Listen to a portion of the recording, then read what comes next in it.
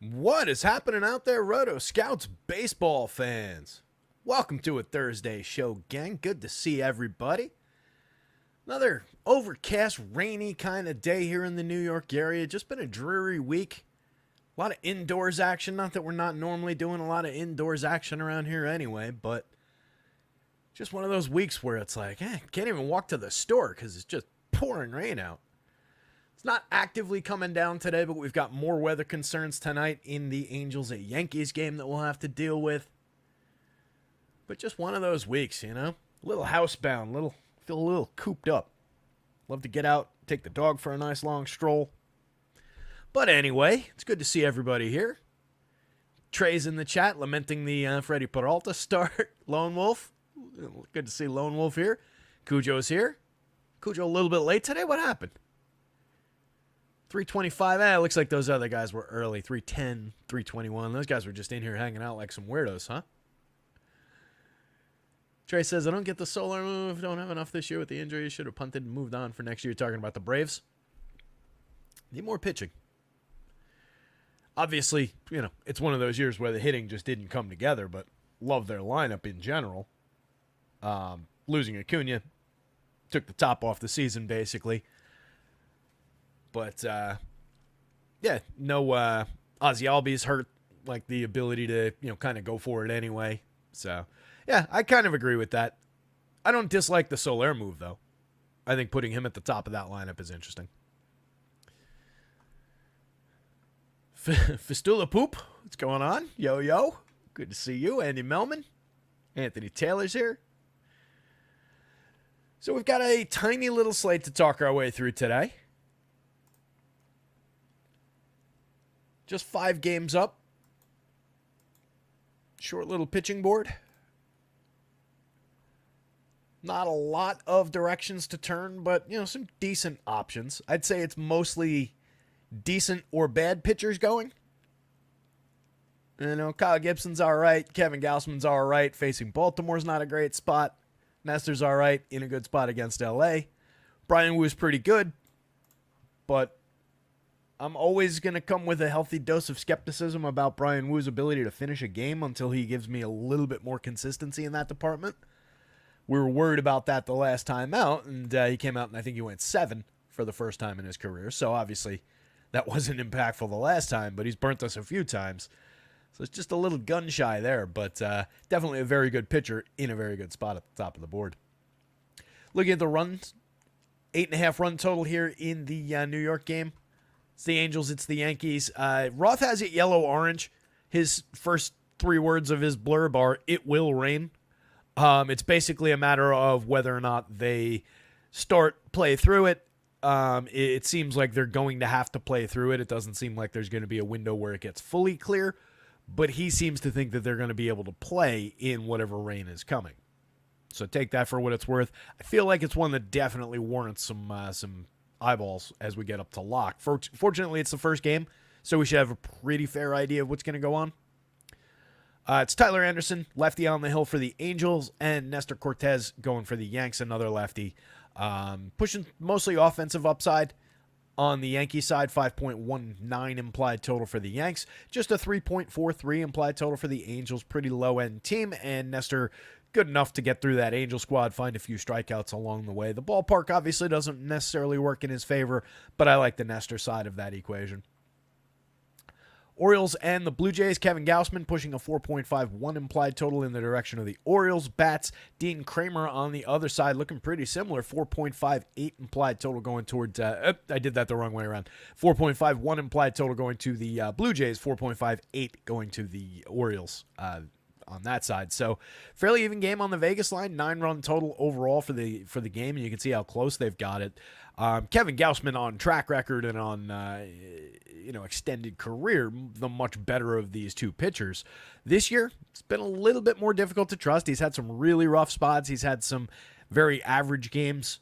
So not the best Kevin Gausman season, but we're going to consider him, of course, at the top up near the top of the board on a slate that does have some ugly pitching options.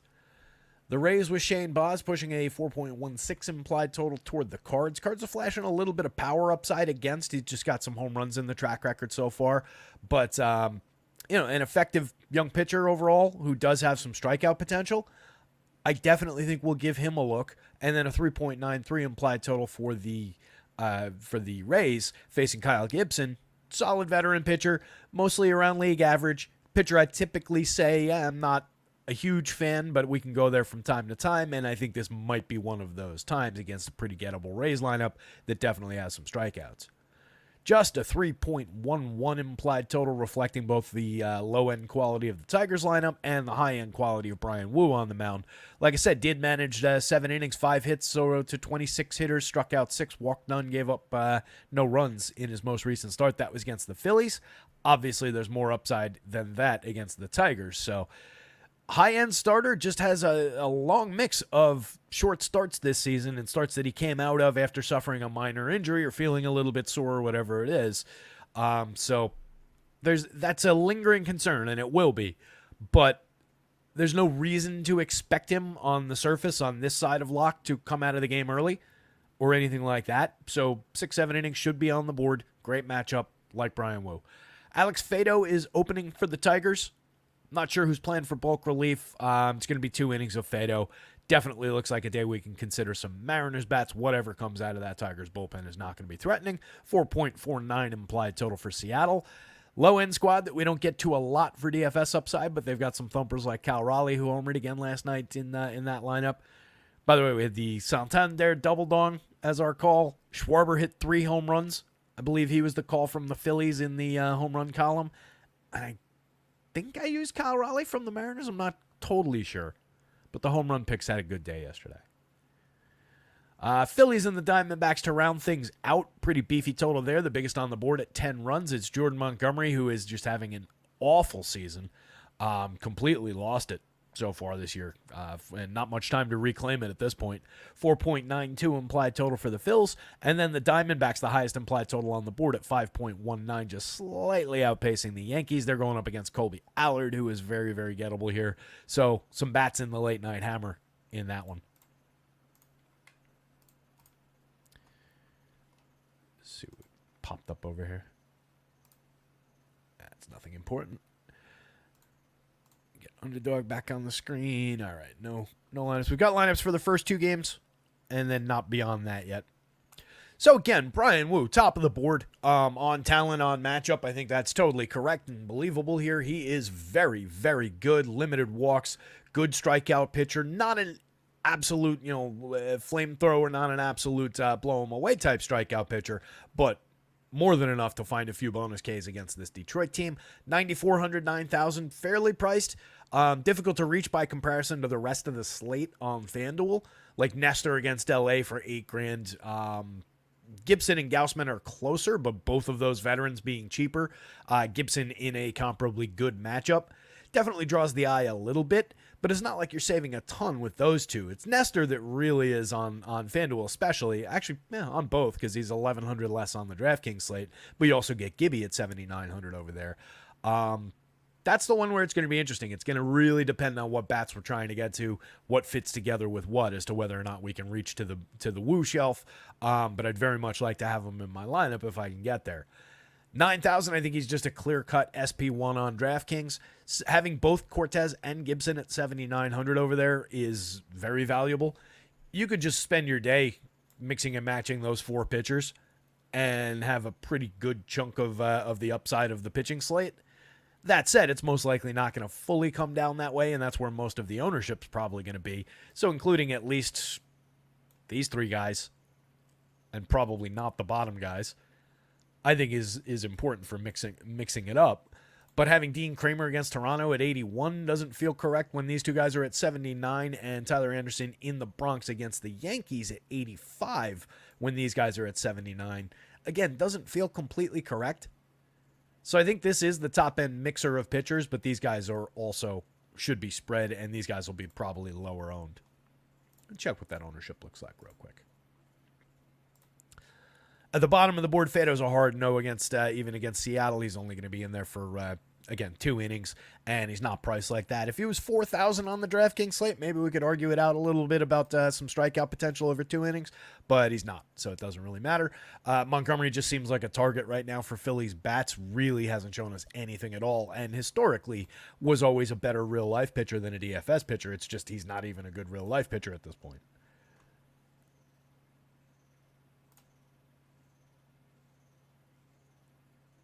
Interesting. So, on FanDuel, it is Nestor at that significantly cheaper price in terms of ownership at the top of the board on these guys' projections. None of the low-end guys, it's those 4 guys I highlighted, are the ones getting any kind of ownership. None of the lower-end guys are getting anything above middle single digits on FanDuel. DraftKings is the spot where it will be more interesting.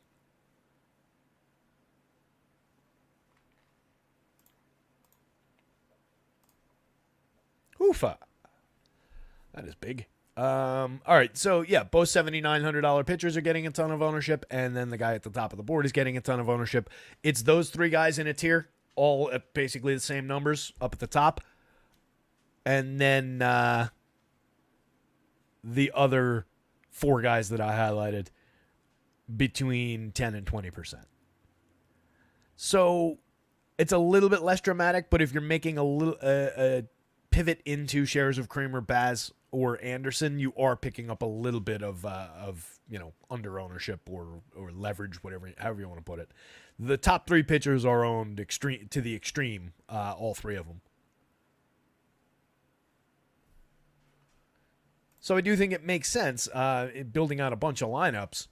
If you're building one, you probably just put 2 of these guys together. If you're building out a pool of 20, you definitely want to use these 4 guys as the core and have most of the, those guys in a lot. And again, Gausman is under-owned compared to these guys, or low-owned compared to these guys, but not these guys. So he's a good guy to have in that as the 4th man. And then throwing these guys into the mix to create a little bit of shakeup of your combinations there is going to be pretty critical to differentiating lineups. Because on price, you're not going to need to do that. So I think a lot of people just straight line to Woo Cortez, Gibson Cortez, Gibson Woo, etc., etc. I would say probably the best way to think about it is to, and I don't know of any optimizer that lets you specifically block off pitcher-pitcher combinations, which would actually be a pretty good feature for somebody to build into a baseball optimizer. I don't know if they can do that, but that would be interesting. I would say, actually, yeah, you can. You can do it with groups. So I would think that maybe on DK, it might be worth considering, at least for like a few of your crunches. Let's say you're going to build out a pool of 1,000 lineups, draw it down to 150 lineups. For like half of that, I would maybe group these guys off and say that, all right, at the very least, I don't want a combination of these 3 guys in this crunch. Here's 300 lineups or 500 lineups. The RG optimizer goes 300 at a time.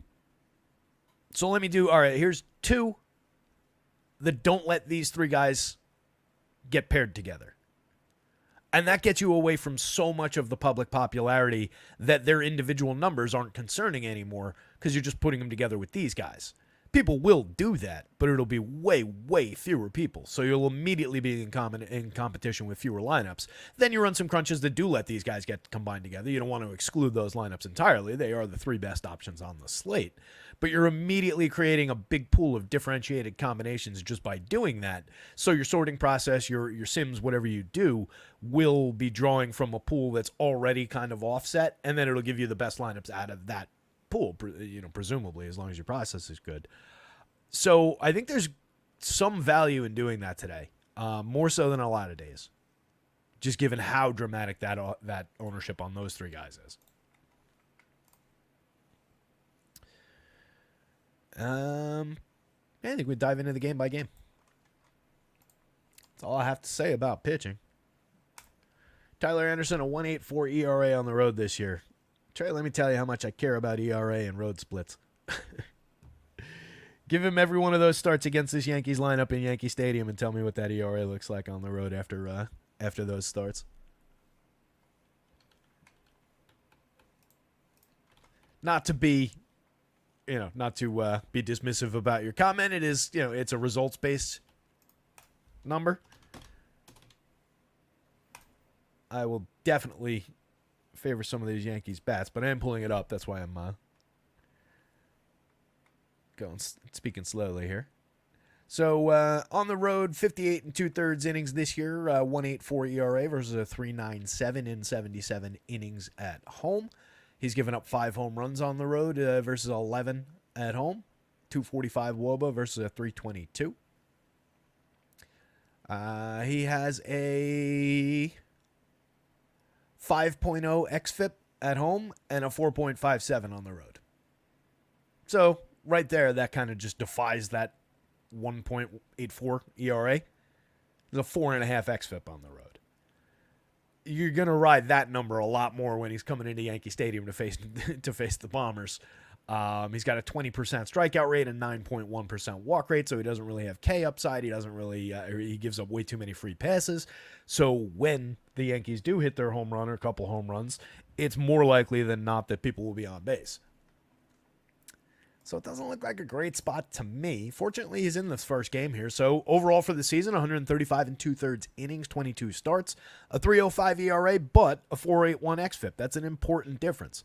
He is good at limiting premium contact, 32% hard hits, 86.7 miles an hour of exit velo, but he's given up 8% barrels and he's a fly ball trajectory pitcher, 17.5 degree average launch angle, puts the ball in the air.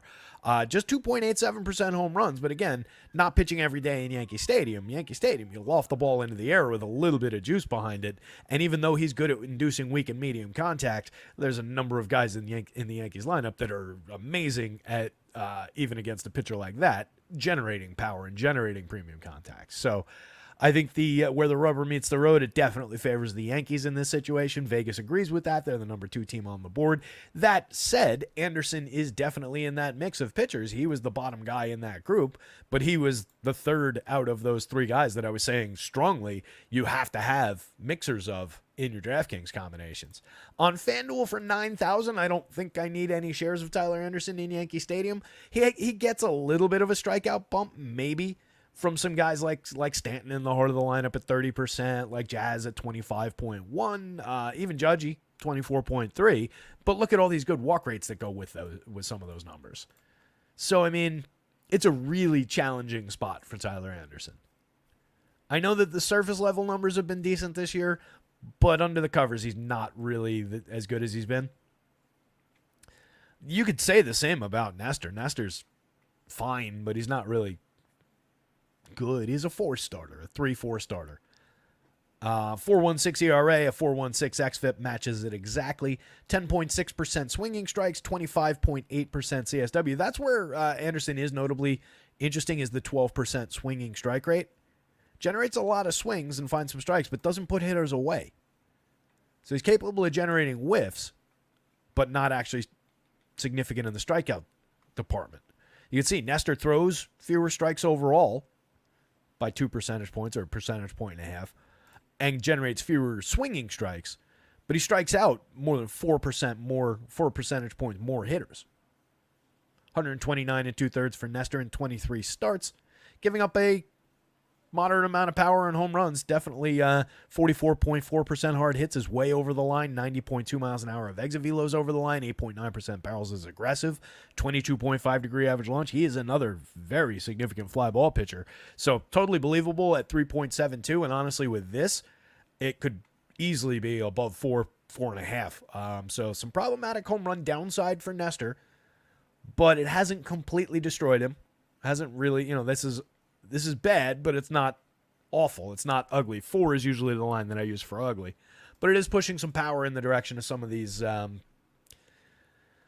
less than appealing Angels bats, let's say. At 79,800, Nestor's going to be the most popular pitcher on the slate. He definitely warrants shares.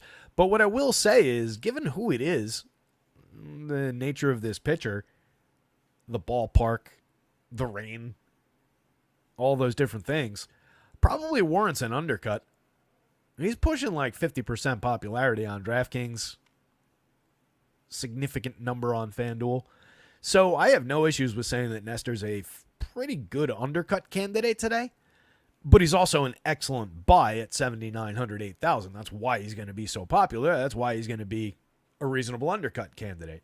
So it's a really good spot in terms of the price. Probably a good angle to succeed. Probably a good angle for to jockey for the win bonus. Even if he gives up a few runs, you probably get the win in there. Quality start is a little bit more shaky. Last time out, Nestor went 5 1/3. Has not booked a quality start since July 5th. Went 6 innings that day against the Sox. Struck out 8. Gave up a homer. 1 walk, 1 earned run on 3 hits. Gave up a home run in the following game to Tampa Bay at Tampa Bay. 4 1/3. Gave up 5 earned on 7 hits. Came back to New York. Faced him, same Tampa Bay team in the Bronx. Another 4 1/3. Another 6 earned runs, 8 hits. Gave up 3 home runs in that game. Ugly start there. 4 earned runs on the board over 4 2/3 at Fenway, and then at Philly, 5 1/3, 3 earned runs, 3 hits. That's a decent start. 6 strikeouts. Give up a homer, but managed to be okay. Booked the win, but not the quality start in going just 5 1/3.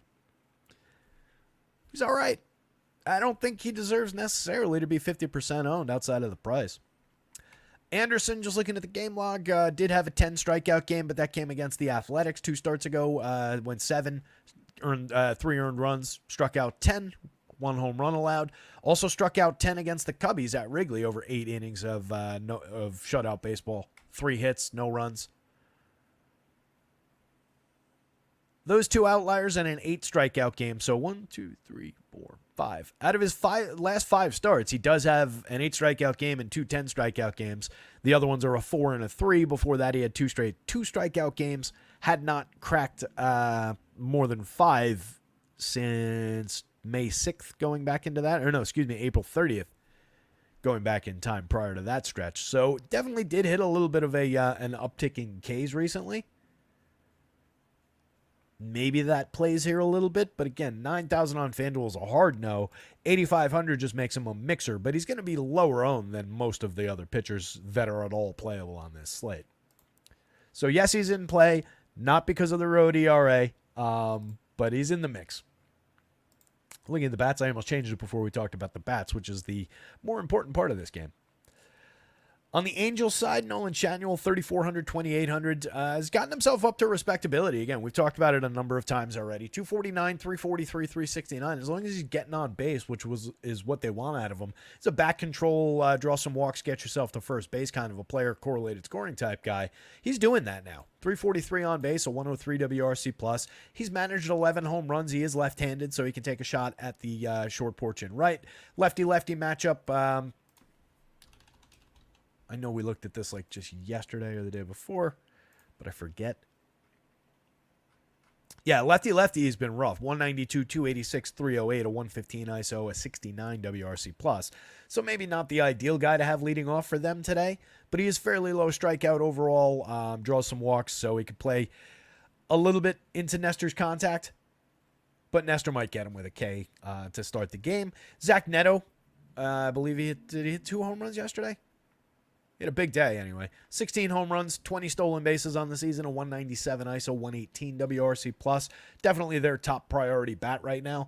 Logan O'Hoppe, a right-handed catcher with some power, very cheap, 4,400, 3,000 for just a catcher bat with power upside in Yankee Stadium against a gettable lefty. O'Hoppe's not off the board. 11.6% barrels, 47% hard hits, 16 home runs, a 181 ISO. Playable piece. But you can see, part of the flaw with this Angels team. Maybe Neto gets there, maybe O'Hoppe gets there by the end of the season, but nobody above a 200 ISO, no true threatening power bat. You got 3 guys with 16 homers in the lineup, but all of Joe Adell's really came in that one big rush, or most of them. There's no reliable bats, there's no premium bats, but these 2 guys are your top priorities. Schanuel can fill in a little bit for some correlated scoring. Then you get to a mix, Kevin Pillar, Anthony Rendon. Pillar probably the better option at this point. 269, 320, 443, creating runs 12% above average. Righty bat to throw up against the lefty. 4,800 is kind of uncomfortable as a price on DraftKings for Kevin Pillar. That's a little bit silly. on the site that's made everybody so cheap. I know it's not like backbreakingly expensive as just a raw price, but for the player, that feels a little bit off. I'll try and remember who can I be shocked at? Oh, there we go. We can just look over at the other lineup and see that Giancarlo Stanton is 4,500. Or excuse me, 4,500 when Kevin Pillar is 48. That's just stupid. So Kevin Pillar not deserving of that salary, but probably a higher priority bat than Anthony Rendon, who just doesn't want to be here. 237, 301, 290, totally empty stat line, 4 stolen bases, 68 WRC plus. Joe Adell makes killer contact, 11.9% barrels and 45.4% hard hits. He's hit 16 home runs. He's stolen 14 bases, and he's sub-Mendoza at 199. He's got a 276 on base, and he's 16% worse than average for run creation. Very, very inconsistent contributor. He is cheap with power in that bat. Being right-handed, he probably just ends up jacking the ball to Death Valley in left center field 3 times, or 2 times, and then striking out 2 times and giving you a big fat 0. But he does have power upside for sure. Brendan Drury, another player with past seasons of power, but just completely dead at the plate, over 219 chances this year. He's slashing 152, 228, 188 with a .036 ISO, 1 home run, 80% worse than average for run creation. Might be time to sit Brendan Drury down or get his eyes checked or something. Mickey Moniak, Michael Stefanich at the bottom of the lineup. Moniak every now and again can get you for power. Lefty bat, but facing a lefty here is not ideal. 7 home runs, 6 stolen bases, a 65 WRC plus. And then Stefanich, a capable 52 plate appearances, but an empty 52 plate appearances. He's getting on at a 373 clip, creating runs 9% better than average. He's very cheap at second base, but he really hasn't done anything to stand out for DFS scoring. On the Yankees side, we get Gleyber in the leadoff spot, 3,500, 2,600. He is very, very cheap. Look, for a second baseman who hit 25 home runs last year, 24 home runs the year before, was definitely better in these seasons. But I still believe, and we've seen a little bit of it from time to time this year, that player's in here somewhere. Any given slate upside going up against a weak high contact lefty definitely gives him a little bit of appeal. He's striking out at a 21.8% clip this year, 9.4% walks. He's brought this down a little bit, but it's definitely still off the mark from those big, big strides he had made last year. He's not hitting the ball as hard as he was last year, but he is barreling it at a similar degree. 122 ISO, though, 10 home runs, 4 steals, and 91 WRC+. Really weak season. Like I said yesterday, probably playing his way onto the Seattle Mariners for next year. Juan Soto for 63, 42, 28 home runs, a 282 ISO, 187 WRC+, having one of the best seasons of his incredible Hall of Fame trajectory career. Aaron Judge, 67, 49, has 41 home runs on the season, a 374 ISO. He's created runs 117% better than average. What's left to say? He's very expensive. 6,700 on DraftKings is very difficult to reach for a hitter. 4,900 on FanDuel, same thing, but easier to reach probably. They do some favors for you with where like Stanton, Gleyber are priced. So if you just go, well, we'll include Wells because we're on DraftKings here. If you go with Wells up, it's a $5,000 average. If you go instead of Wellsy, let's say you go Volpe, and then the top 4, it's a $4,900 average. If you want to leave Stanton out, you go to the top 3, and those two, it becomes a $4,800 average. So it's manageable, even with 63 and 67 in there. Depends on what you can do pitching-wise, though, of course. Stanton for 4,500 is an absolute bargain on a day when Kevin Pillar costs 4,800. That's just stupid. They play the same position, like the 18.4% barrels, 53.2% hard hits. Yes, he strikes out 30% of the time. Who cares? When he hits the ball, he destroys it. 18 home runs in 304 plate appearances, a 234 ISO, 117 WRC+. He was having a really nice resurgent power season before the inevitable injury cost him a month and change, but he's back. He's hitting cleanup today against a weak, gettable lefty. Love the power potential. 10.48 for him in the home run model. Aaron Judge, 14.14, and a 10.78 for Juan Soto up at the top. Austin Wells getting regular opportunities against lefties now for the season. 249, 347, 416, 8 home runs on the year, 167 ISO, 119 WRC+. Very good young catcher bat. 19.8% strikeouts and 12.9% walks.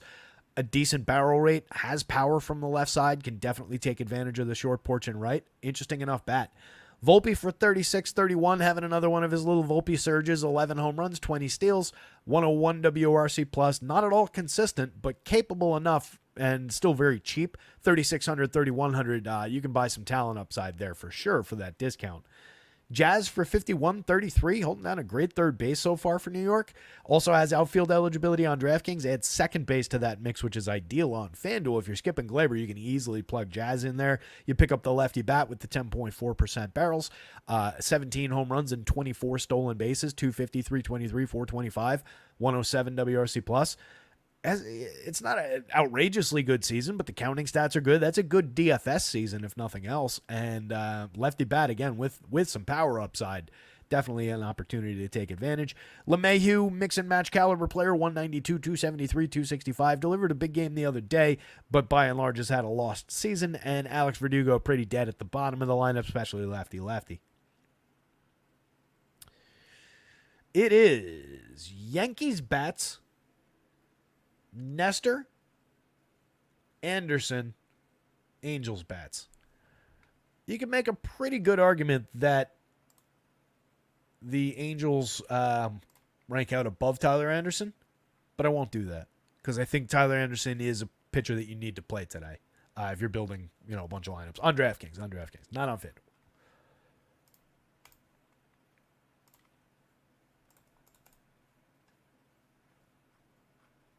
Michael Knack saying Terry trying to justify Yankees chalk. Hey man, it is chalk for a reason, and that reason is right there. 5.19 implied total. Tied for the highest total on the board, depending on how you round. Michael Knack asking if Baltimore's Holiday goes yard again. Is a premium kid. It could definitely happen. He's moved up to 7th in the lineup today. I went in and fixed the back end rest of the season projection, so we're getting a little bit more juice for him in the home run model now, 4.43. A little bit more highly projected than the broken projection we had on him yesterday. He's hit 4 home runs. Michael Knack's saying he's hitting 375. I'll take your word for that since his recall. Definitely is the player he's supposed to be in this stint in the show so far. Very small sample on both sides. It was unfair to say that he was a bust over 40 whatever plate appearances. It's unfair to say that he's completely founded over these 25, 30 plate appearances. But he has been very, very good since the recall and delivering what we expected him to be. Kid has superstar level talent. Jake's watching USA basketball. Greg is asking, why doesn't Jazz lead off? He's not a great on-base option. 323 is fine, and it's one of the better numbers in here. But I don't know that it necessarily warrants having him lead off when you can just have his lefty power later in the lineup. I think the Yankees see him more as a left-handed power bat who also happens to be fast than they do like an on-base guy. On base, you want lead off. You want somebody who gets on base. The old traditional way of thinking that I just want a really fast guy who can steal some bases in the leadoff spot is flawed. The key thing is getting to first base. So Jazz is okay at that. 323 this year, 305 last year, 325 the year before. But he's just better when he can be cast as a left-handed power bat, especially when you're playing in Yankee Stadium. And I'll go you one better lefty. I think that, especially the way that Boone thinks about lineups, he would definitely just go right-handed in that leadoff spot, especially when you have Soto hitting second. You don't necessarily want to stack up lefty against a lefty in the first inning. So that's additional reason for why today he's not leading off. But I think in general, I would expect that you'll eventually have him just right here pretty regularly. They have Wells there right now just because he's been on a little bit of a tear. He was hitting cleanup for a little bit. But I expect that that'll be Jazz's spot in that 5 spot behind Stanton, like come playoff time. But yeah, he's not miscast. I wouldn't complain if they had him in the leadoff role, if they had like a righty up on the hill or whatever. I would never say that that's a mistake because he's good enough at getting to first. And he does have the speed upside, and obviously you get a premium bat and give him an extra plate appearance or an extra quarter of a plate appearance as it breaks down. Perfectly fine. But I don't think it's a mistake not to have Jazz lead off. Kevin Gausman, 95-89 going up against the Baltimore Orioles. Not exactly the picture of comfort. He's got a 4.56 ERA, but a much better 4.03 xFIP on the season. 22.4% strikeouts. This is a guy who last year was at 31.1. The year before was at 28.3. He's walking more hitters this year, 6.8%. Walking more than he did 2 years ago, 3.9. Last year he was at 7.2. But obviously we're way off the mark with some of these Kevin Gausman numbers. He's given up 11.2% barrels. He always gave up some barrels, but that's a big jump. 42.1% hard hits and 90 miles an hour of exit velo is roughly in line with where he was last year. But he's given up more home runs. He's seen more downside for giving up that contact this year. 4.56 ERA with a 4.03 xFIP. Just a 6.8% walk rate is manageable.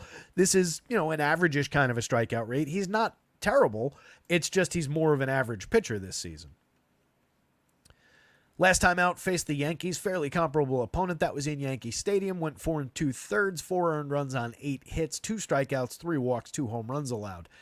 Went a complete game, 9 innings, 3 earned runs, 4 hits against Texas the start before that. 8 strikeouts, 3 walks, booked the win, booked the quality start. It's a great start. Getting the complete game obviously is huge. Still gave up some runs along the way, but it's not bad. 6 2/3 of 4-run ball on 5 hits against the Tigers, 5 strikeouts, 3 walks. Mixed start. He did get the win, but obviously no quality start. 3 out of 4 starts immediately before those 3 were quality starts. Had a 7-run game against the Yankees, 4 1/3. Struck out 7, gave up a home run, walked 5 in that one. The other ones around that one, though, 3 earned runs over 6 to the Red Sox at Fenway, 2 earned runs to Seattle at Seattle, 2 earned runs to San Francisco at San Francisco were all quality starts, and he got the win in a couple of them. Good strikeout game against Seattle, predictably, but not against the other teams. If we're being fair to him, though, we take out 3 lousy performances against the Yankees, and I think his numbers would look a little bit better overall. He gave up 5 earned to the Yanks over just an inning and a third all the way back on April 6th. That'll hurt your ERA right out of the gate. Had a good game against the Yanks on the 17th of April. Then waited until the 30th of June to face him again, gave up those 7 runs, and then back on August 2nd, gave up another 4 earned runs to the Yanks. So facing the Yankees 4 times isn't going to be good for anybody's ERA. And they definitely got him 3 of those 4 times. He also had a 6-run game over 6 1/3 against this Orioles team back on June 3rd. So you could throw that on the pile. So outside of AL East opponents, he's been a lot better, but you can't really do that, especially because he's facing one of those AL East opponents today. 95 is uncomfortable, but I think you can absolutely play it, and he will be the lowest owned of the top 4 pitchers on the board, but it's obviously a very, very difficult opponent.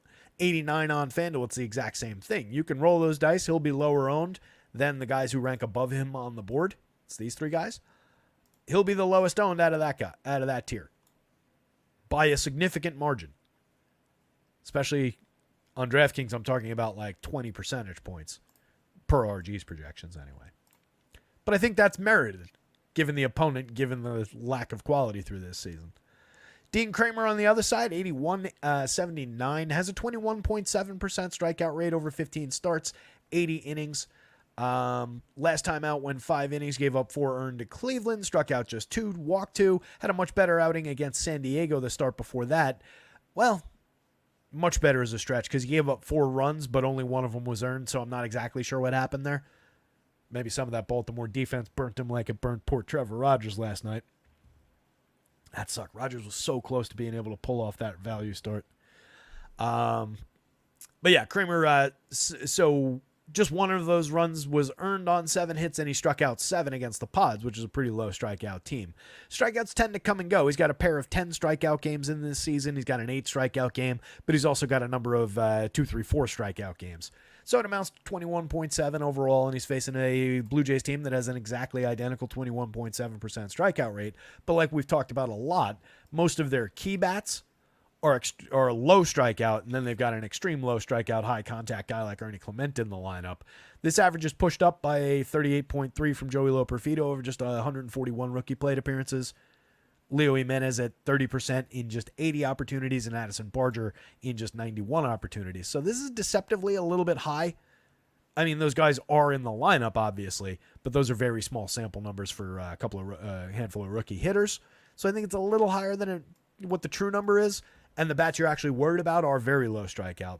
So it's not a great spot to play Dean Kramer, but he's decidedly in that mix again of the next tier down.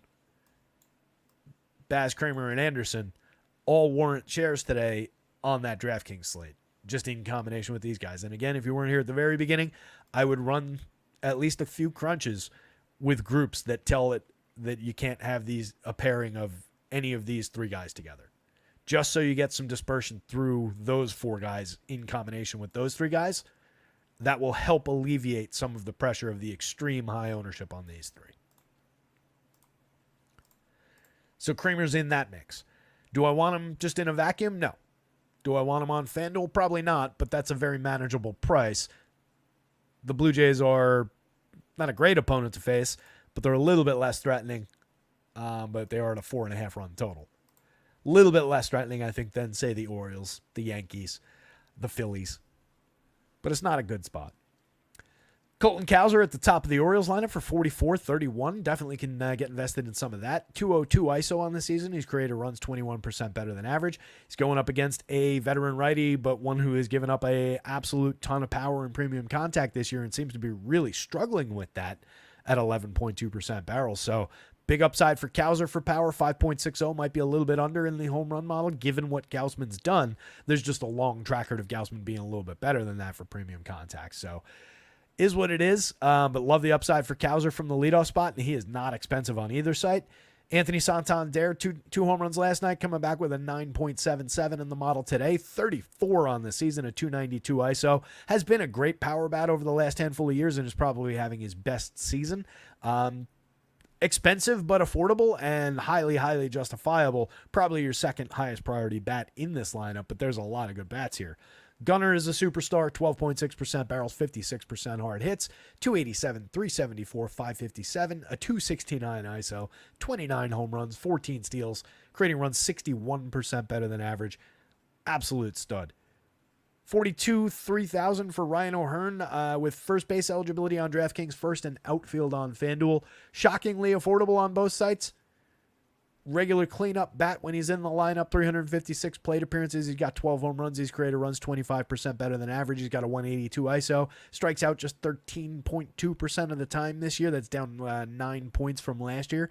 Big step forward in that department. Hasn't hit for quite as much quality this year, but overall the numbers are very strong. 7% barrels, 42.2% hard hits is a dip in terms of the power from last year's contact. But it's more in line with that. And given these strides that he's made, he's just changed as a hitter. I think this is a justifiable 346 on base, totally believable. The run creation, the correlated scoring, and he's a lefty who does have the ability to drive the ball and hit it out of the park. There's a lot to like about Ryan O'Hearn at those prices, just supporting even those three guys. Adley for 55.31 has 17 home runs from the catcher spot, a 160 ISO, 114 WRC+.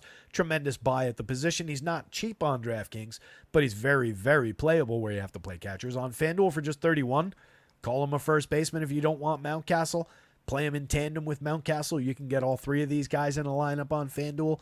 That said, that means you're leaving out one of Gunnar or Santander, and you're also leaving out Cowser from the top.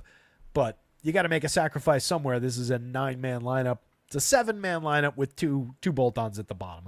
Let's call it that. Mountcastle at 38.29, 13 home runs, a 169 ISO, 109 WRC+. The power tends to come and go. The barrels are down a little bit, but the hard hits are right around where they're supposed to be.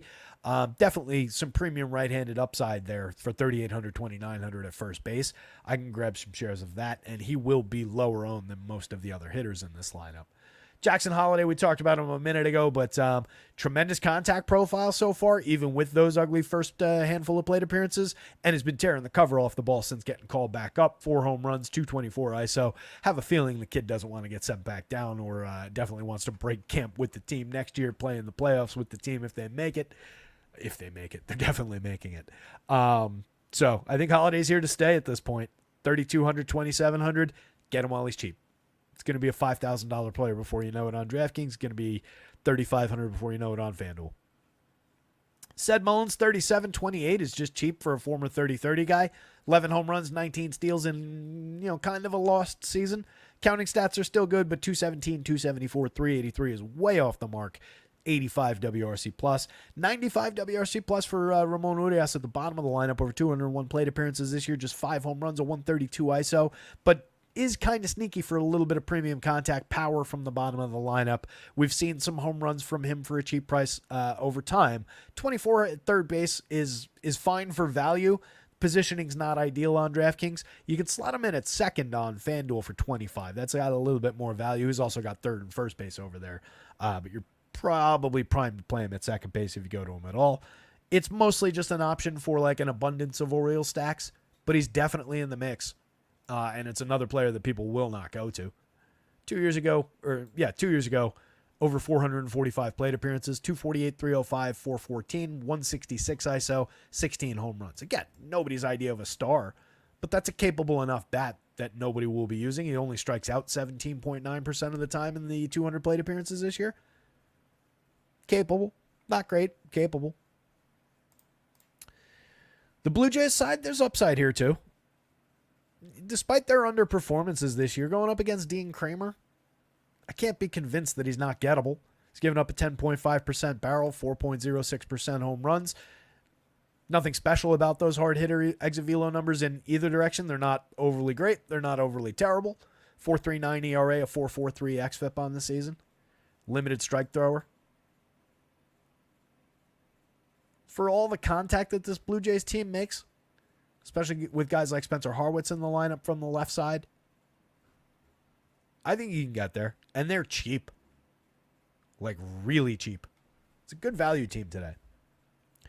George Springer for 43-29 has 13 home runs and 13 stolen bases. Just a 94 WRC plus, just a 146 ISO. Painful season for George Springer, but at least he's still capable of providing counting stats. He can still draw a walk, still striking out under 20% of the time. Barrels are actually up over last season and basically in line with 2 years ago. Hard hits are down, but not egregiously. So it's just a weird year results-wise for George Springer, but there's nothing like crazy off the mark in a lot of these numbers. 7.39 in the home run model today. What's Georgie's BABIP? It's got to be in the low twos. 253. His BABIP's higher than his batting average.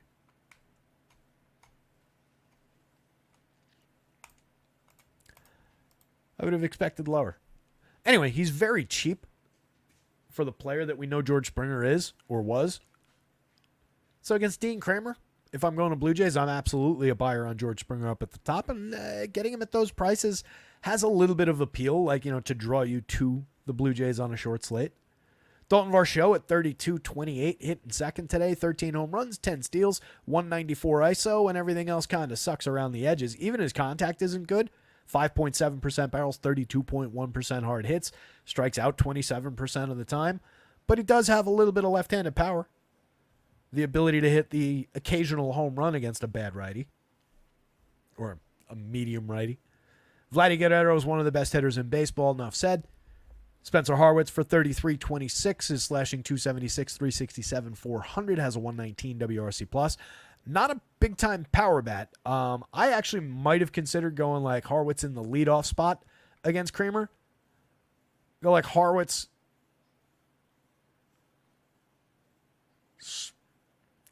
Honestly, I would probably go Harwitz Vladdy if I was building that lineup.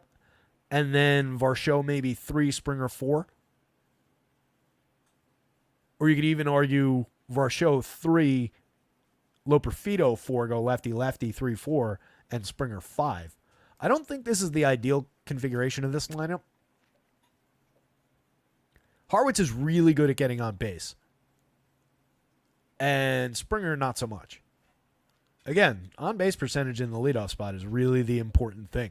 I don't care that this guy hasn't stolen any bases and this guy has stolen 13 bases when this guy gets on, nearly half a point better than that guy.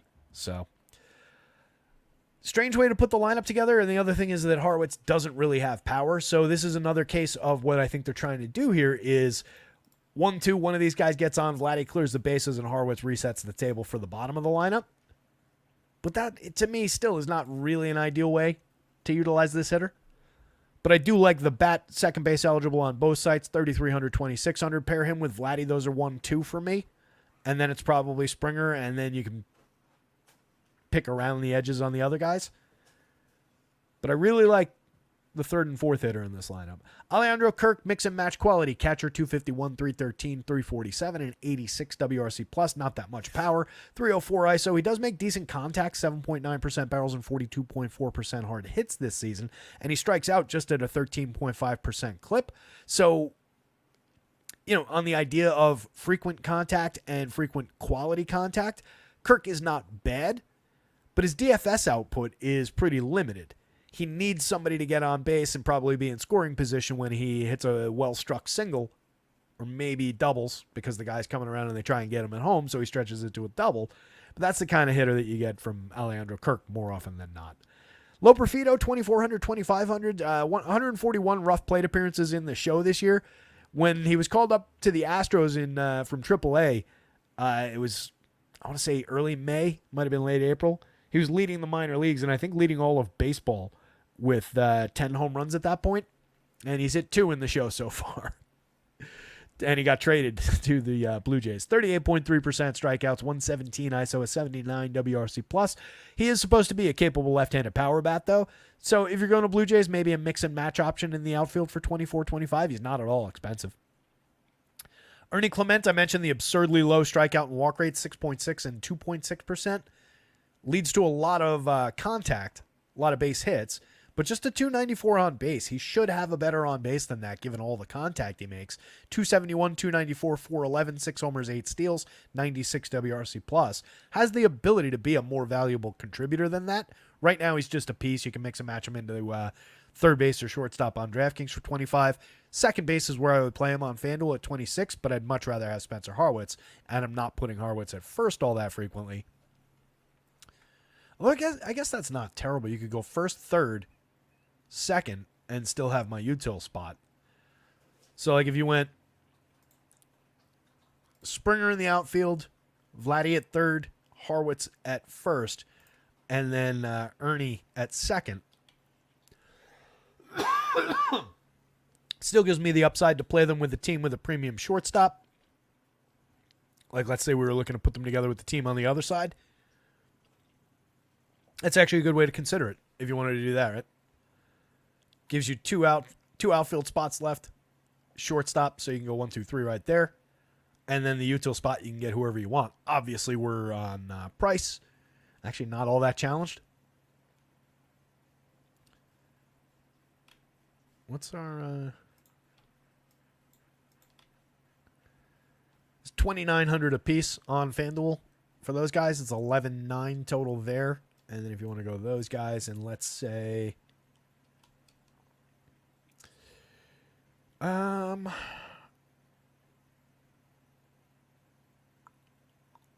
just throw Holiday into the mix because he's cheap, 27. Even though that's a middle infielder at the util spot, which might not be ideal, given the quality and the talent that kid's got, I don't mind it. That puts me at 25-7 for a full 8-man stack. It's a game stack on a 5-game slate.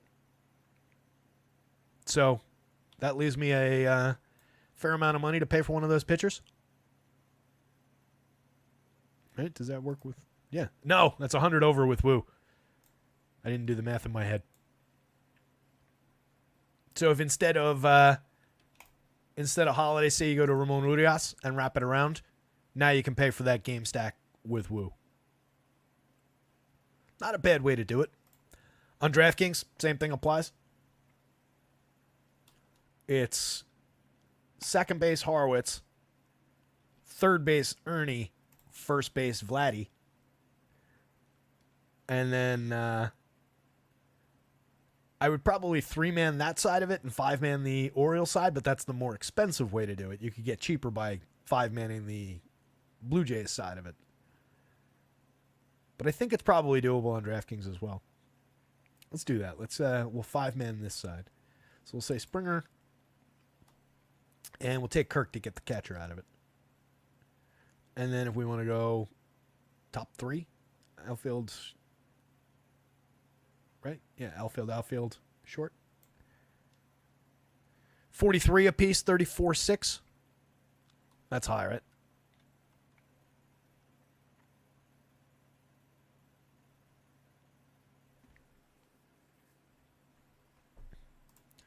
Well, utilizing more of the bottom of the lineup, I think you could probably get there a little bit better on DK. It's probably more important to get down here.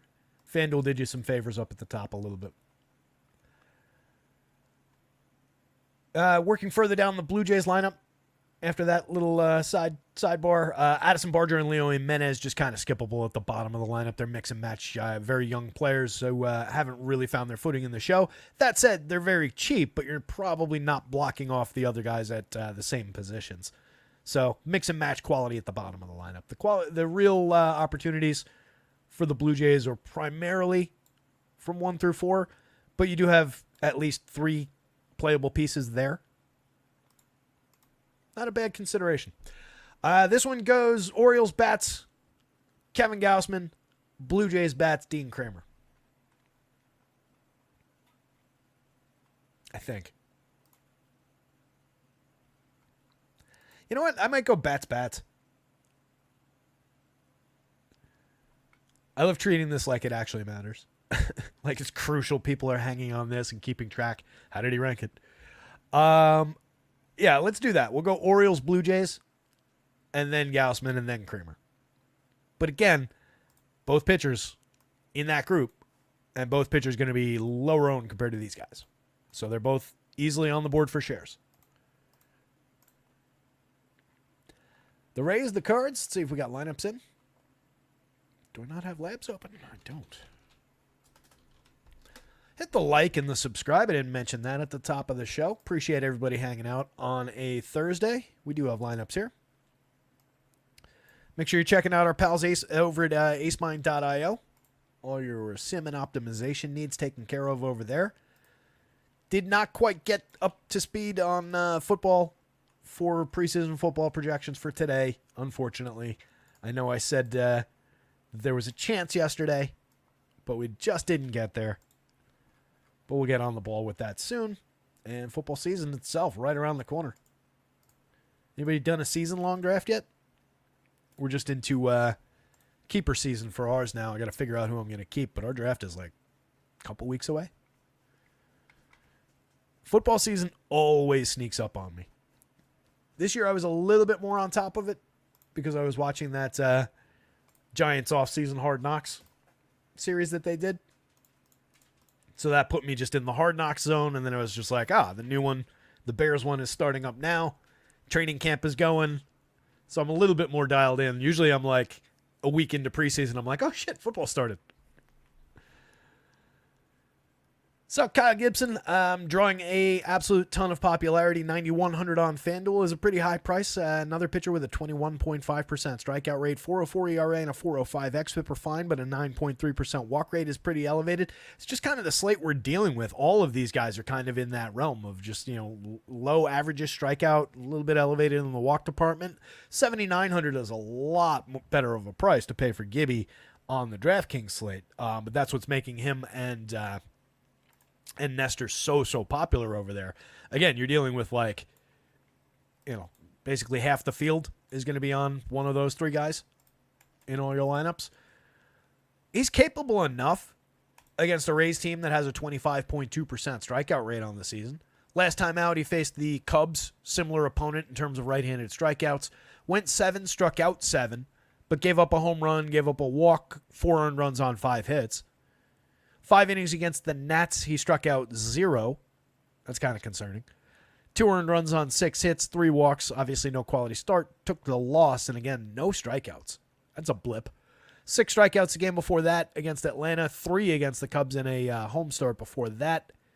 Pair of 8 strikeout games against Washington and Pittsburgh on the road. Look, overall, it's been an okay season.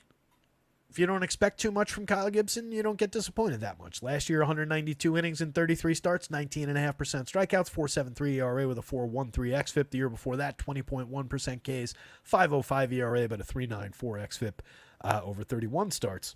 Just is who he is, kind of a year from Gibby. I think at one point in his career, he was a pitcher that, oh boy, if he just did this a little, made a couple tweaks, we could really see an elevated version of this pitcher. And I think that's kind of gone by the wayside at this point. But he's good enough to get through the Rays here. I think the ownership is justifiable.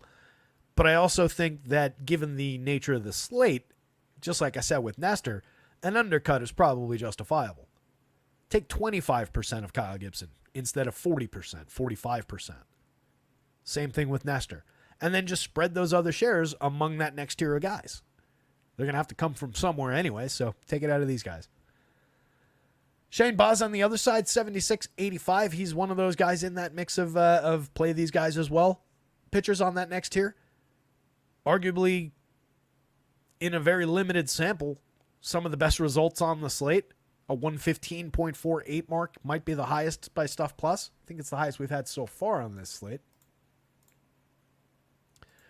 Yeah, everybody else on this slate so far is below average, if you care about Stuff Plus at all. Alex Fado is technically above average. Wu is decidedly above average. And then Colby Allard way below average and Jordan Montgomery right around. So, I mean, Shane Baz, that's the biggest Stuff Plus mark on the board. It's only 5 starts and 25 innings, but he's got a solid little 22.2% strikeout rate. He's also walked too many over that stretch. He's got a 3.60 ERA, but a 4.31 xFIP, and he's given up an absolute ton of premium contact. He's gotten absurdly lucky to have just a 1.85% home run rate on 9.5% barrels, 54.1% hard hits, and 93.3 miles an hour of exit velo on a 19.5 degree average launch. So I do believe in this home run upside that we're seeing on the Cards side against this pitcher. But I think the kid could go out and find a few strikeouts, 21.7% for this confirmed Cardinals lineup. There's enough talent here to warrant some shares. 85 on FanDuel puts him on the board, 76 on DK definitely puts him on the board as a SP2 alternative. When you get away from shares of Nestor, when you get away from shares of Kyle Gibson, Shane Baz is one of the guys that should pick some of them up. Between the two teams, I think you could go either way for shares for offense. What I would say on the Rays side is they're compelling because they're very cheap. They've got a lot of talent despite some underperformances, and they're facing a super gettable pitcher who is one of the most popular and crushingly popular. He's going to be in an overwhelming number of lineups. So it probably pays to consider some Rays stacks, especially if you're building out a bunch of lineups as just a position on the slate. That's interesting. And I mean, I know Johnny Diaz has been off the mark this year. We've highlighted it a few times. Even with the underperformance, he's still getting on base at a 333 clip from the leadoff spot. He's got a 50% hard hit rate.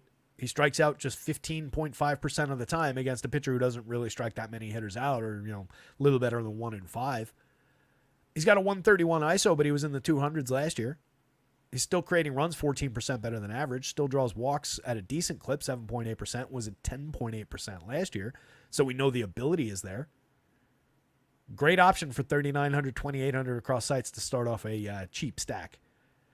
And one that directly targets one of the more gettable, high-owned pitchers on the slate. Brendan Lau, with all his power from the left side against Kyle Gibson for 4,600, 3,100. Can't convince me that's not a good spot. 15.1% barrels, 45.3% hard hits. I tell you what, even if you're building stacks with another team, second base is the position I highlight all the time, is like, either that's where we want our punt or that's where I want to get one of the few elite guys. When I can get one of the few elite guys for a very good price in the matchup, that's not only a killer spot in stacks, that's a killer one-off to keep in mind as well. Christopher Morel for 42, 3,000, second and third base eligibility. With Lau on the team, you're putting him at third, but there's nothing wrong with that. 20 home runs on the year, a 180 ISO. Kind of underperforming the contact that he makes, 12.3% barrels, 43% hard hits. Last year it was 15.5 and 50% hard hits, and he was a better hitter. 26 home runs and a 260 ISO and 429 chances last year. So fewer home runs and more opportunities this year and a way lower ISO. You see, he lost 80 points of ISO there. So it's a big dip in power output. 119 WRC plus versus 92 this year. And where he's really struggling is he's sub Mendoza. He's at a 301 on base when last year 247, 313 kind of floated the WRC plus for him a little bit. Still a primo power bat at the position though, 8.50 in the home run model against a guy who's, again, not been giving up too many home runs, but definitely gives up home run quality contact.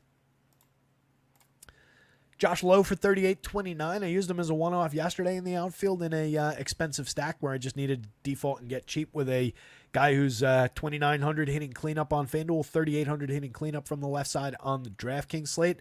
In a small sample of 212 plate appearances this year, he's got 7 homers and 10 stolen bases, a 175 ISO, and a 102 WRC plus, and he's managed 11.5% barrels and 46.2% hard hits. So it's a lefty bat we probably want to pay a little bit of attention to just based on that in a short sample. And then if we remember last year with his 20 home runs, his 32 stolen bases, his 208 ISO in 501 plate appearances, and a 292, 335, 500 slash line with a 131 WRC plus, then we can kind of get fired up about playing that guy for those prices from the cleanup spot against a pitcher like Kyle Gibson, I would say. Dylan Carlson, more of a mix and match option, 24-23 across sites.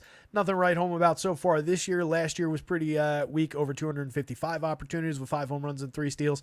Year before, 488 chances, / 236, 316, 380. Dead at league average for run creation, 8 home runs and 5 stolen bases. There is talent here. People have been trying to extract it for a few years now. That got him traded to a team that makes their business by extracting talent from guys that other teams have given up on.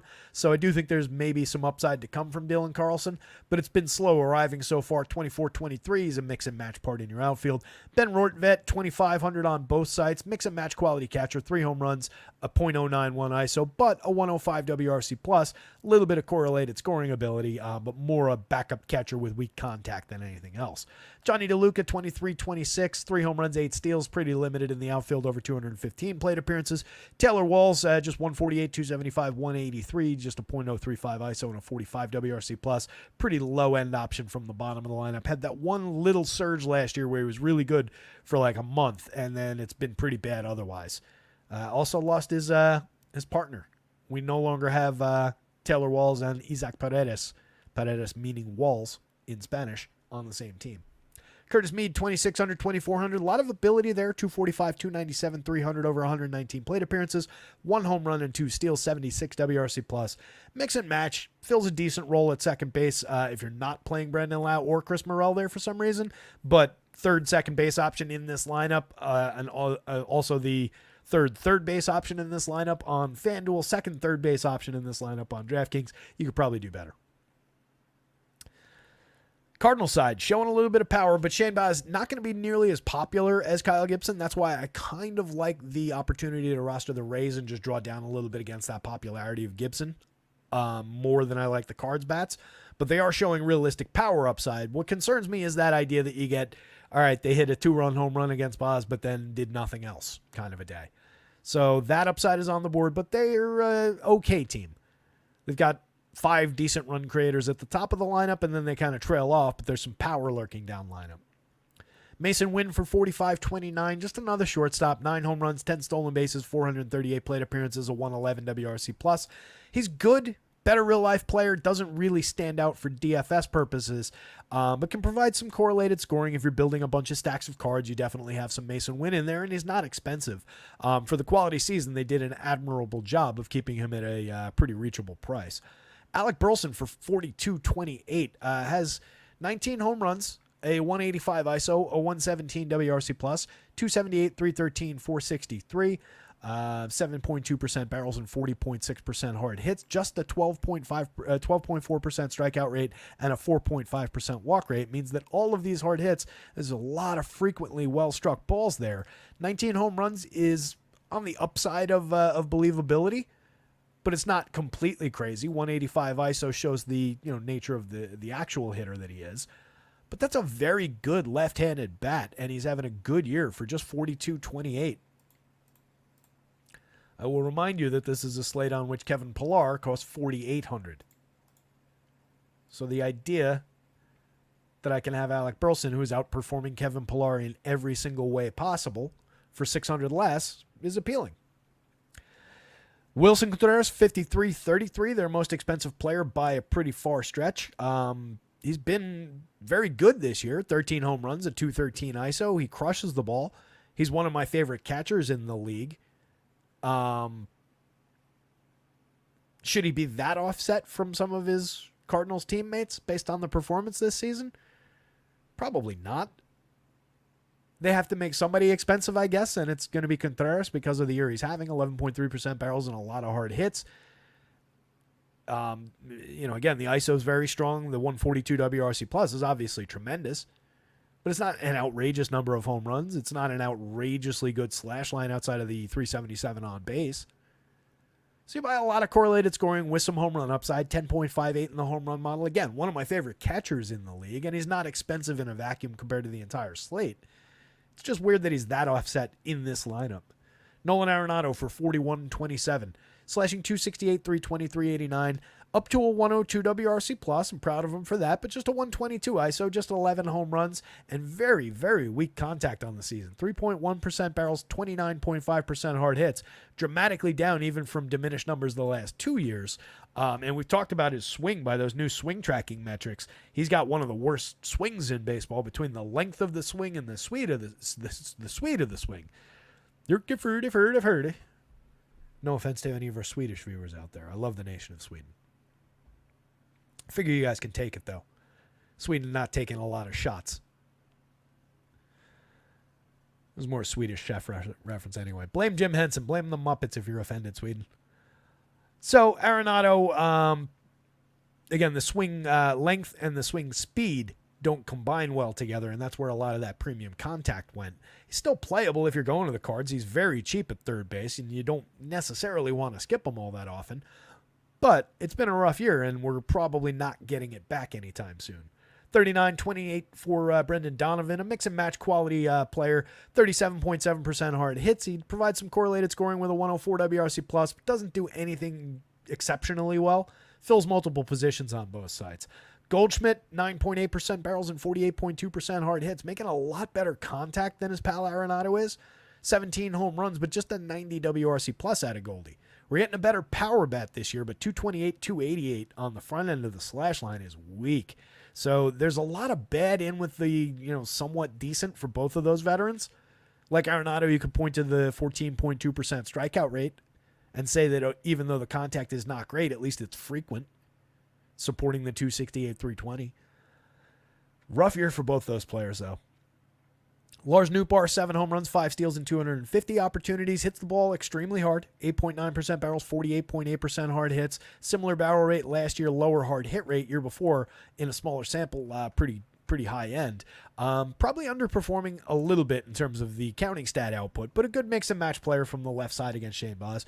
Nolan Gorman, tons of left-handed power, 17.8% barrels, 39.1% hard hits. The hard hits could do a lot better, but the barrels are actually up over the last 2 seasons. He's hit 19 home runs in 380 opportunities, but you can see 201, 274 on the front of the slash, 207 ISO, but a 91 WRC plus. Victor Scott here to steal bases, but can't really find his way to first base all that often. Hit that weird home run the other day.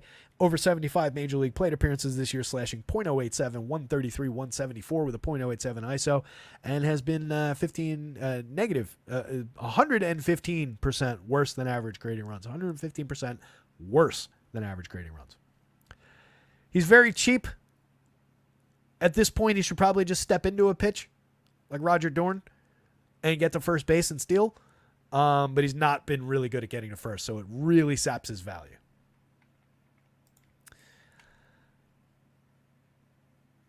You got to go with the field in saying that Kyle Gibson's the most appealing and playable and important part of this slate. But again, I would strongly consider an undercut to the 45-50% ownership that Gibby's pulling in projections. Play him, but play him at 25-30%. Don't go to that crazy level. I think an undercut is warranted here. Gibby, raise bats to target Gibby with Shane Baz for value, and then I'm going to put the Cards on the bottom of the board here. Despite showing a little bit of power, despite the fact that it's the other way around in Vegas, it's not all that far off the mark. 393 versus a 416. It's a little bit of a disparity, but not huge. And just for the DFS of it, again, what we want the Rays for is to target all that ownership on a gettable pitcher from a very cheap team with some talent on it. So don't make the mistake of thinking that I'm saying, like, I have Rays absolute lock, going to go out there and score 10 runs tonight and hit 3 home runs, no doubt about it. What I am saying is there's an angle here, so that's why I would rank the Rays a little bit above. 2 games to go, coming up on 4:47 on the East Coast. Tizzleman says Terry wants Pilar and Ref Snyder on the Yankees. He's playing hard to get. We had Ref Snyder at one point, back at the beginning of his career. Look, Pilar's a good player. I don't want to take anything away from him. He plays a heck of an outfield. He's a rough and tumble kind of a player who takes some bumps to make some catches over the years and has always been good. He's just not. Should be priced higher than Giancarlo Stanton or higher than whoever the hell that was I was just highlighting a second ago. Alec Burleson, who's having a better year. Alec Burleson, Kevin Pilar, those are comparable players, I would say. Giancarlo Stanton is on a different tier. I don't care who wants to make an argument otherwise. You're wrong. Giancarlo Stanton is a different caliber player than Kevin Pilar, especially when it comes to hitting, which is all we care about. If you wanted to factor in defense, then maybe you could have the argument a little bit. But all we care about here is hitting. There's no universe in which Kevin Pilar should be more expensive than Giancarlo Stanton. Larry C. Swedish Fish rule. Michael Knack with a mushroom joke. Morel is picking mushrooms. I wouldn't say it's a great mushroom joke, but as mushroom jokes go, it may be a good one.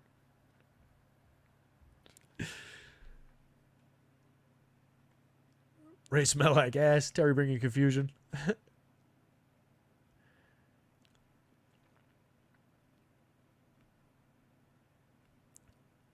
Mamba calling a Super Bowl win for who? What are we talking about here?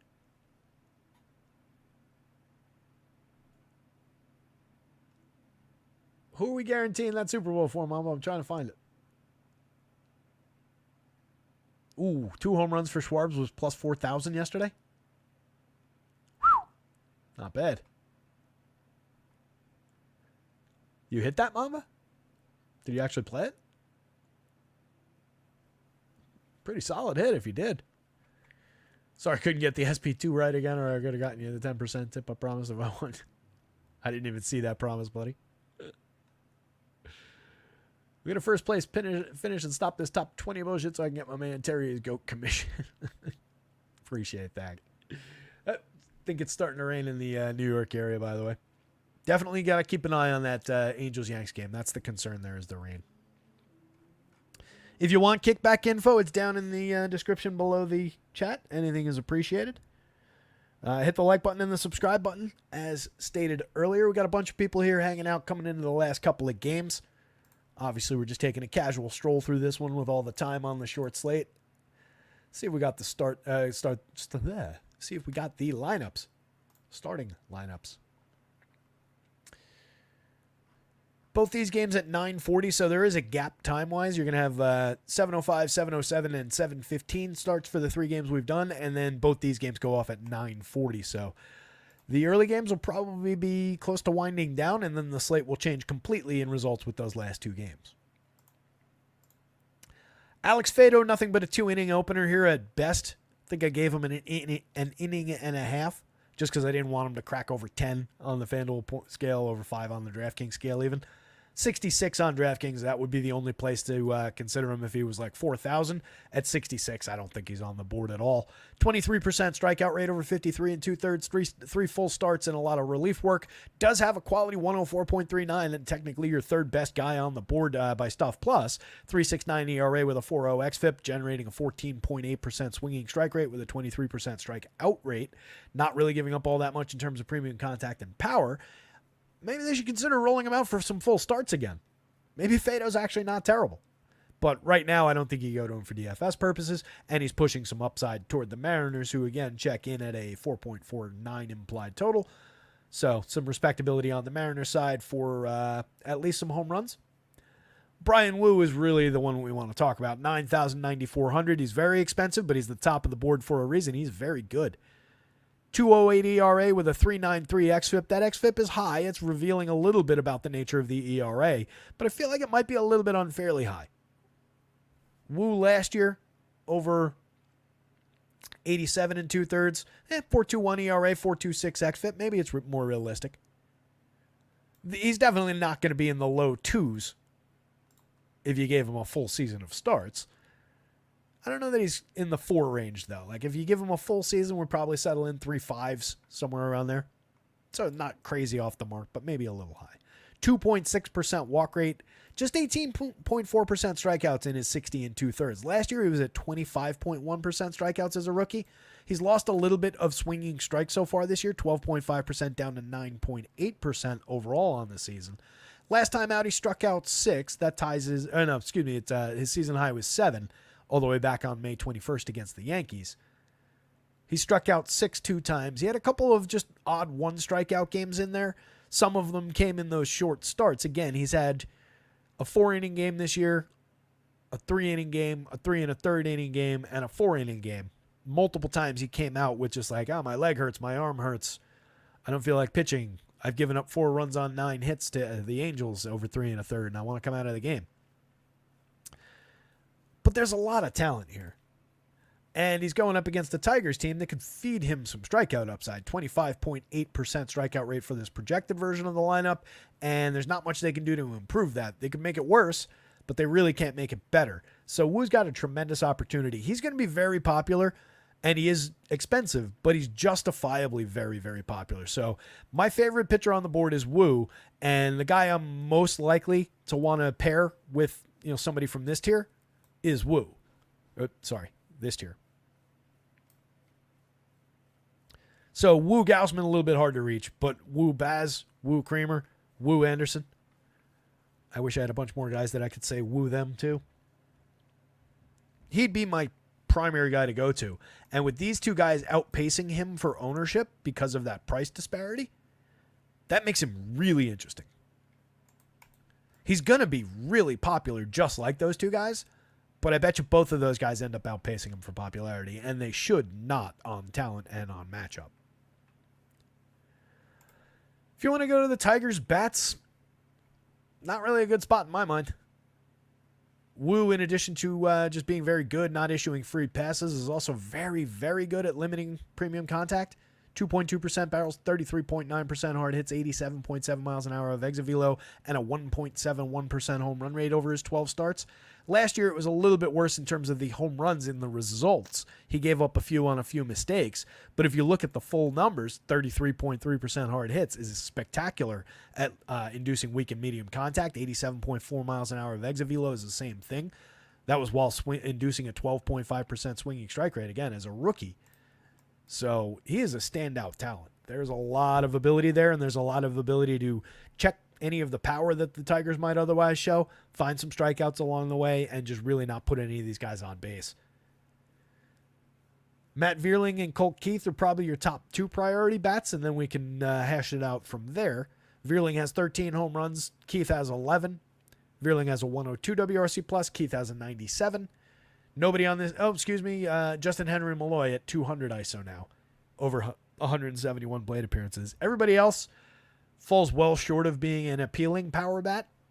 You got a 184 over 111 plate appearances from Parker Meadows, but he's slashing 173, 273, 57 with 4 home runs.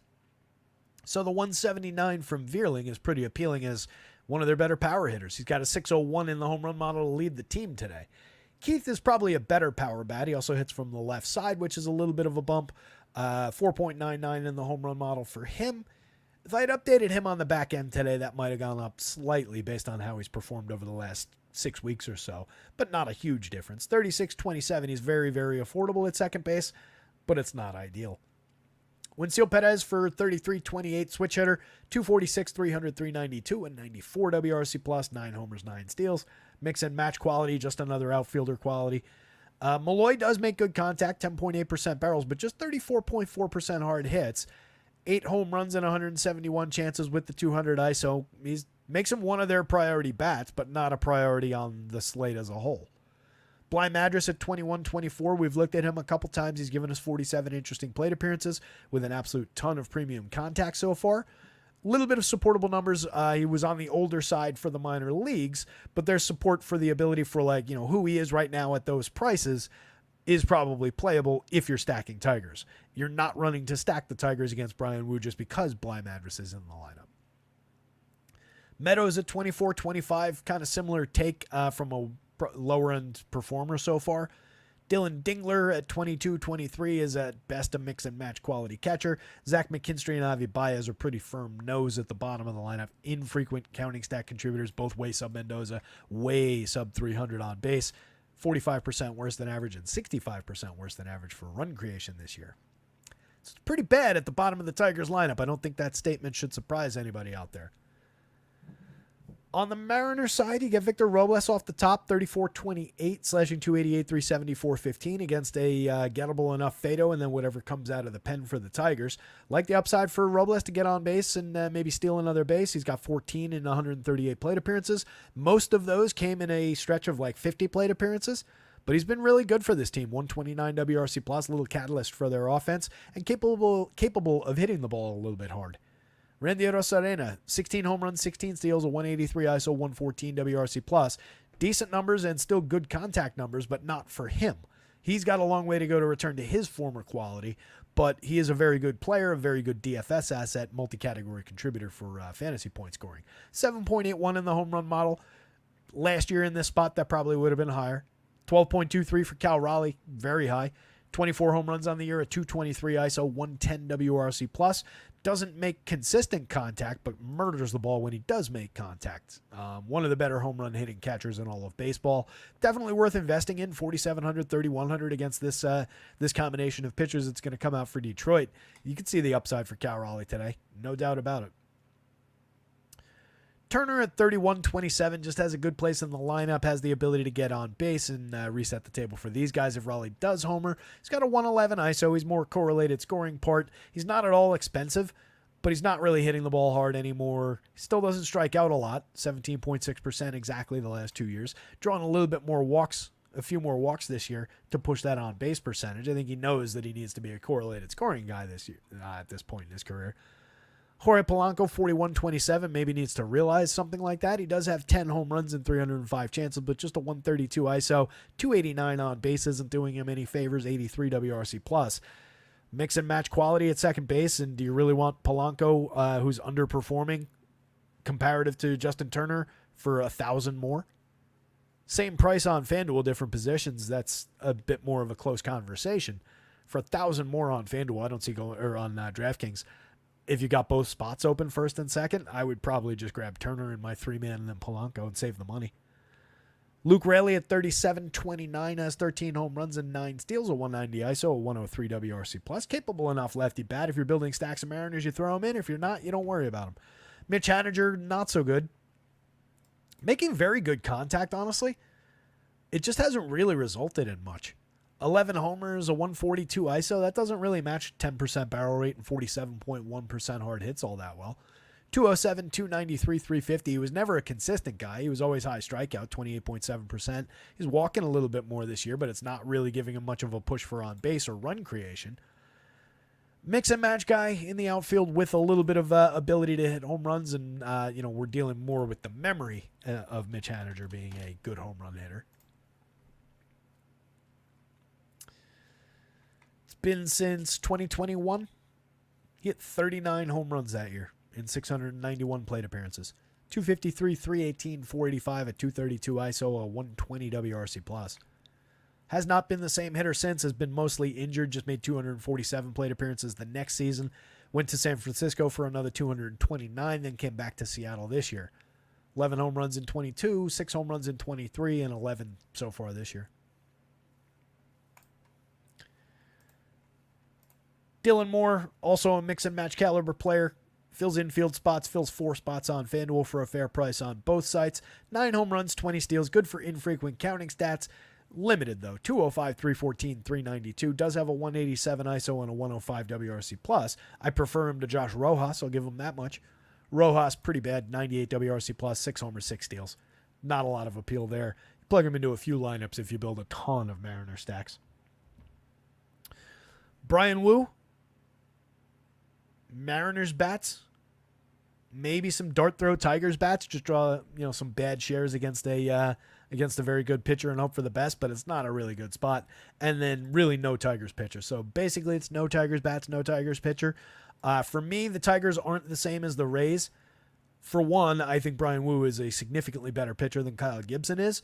And I also think this Rays lineup is a significantly better lineup than that Tigers lineup is, whether performance this year aside. So it's not exactly the same thing where I was saying with the Rays, I think it's viable to draw some shares to take an angle against Kyle Gibson. It's a lot more limited with the Tiger spot here. And then the end of the slate, two pitchers we really don't need to talk about all that much. Both of these guys represent the bottom of the board along with the opener. They're extremely cheap, but that's kind of for a reason. Monster totals on both sides of this game. 4.92 for the Phils, 5.19 to lead the slate for the Diamondbacks. Jordan Montgomery for the season has a strikeout high of 7.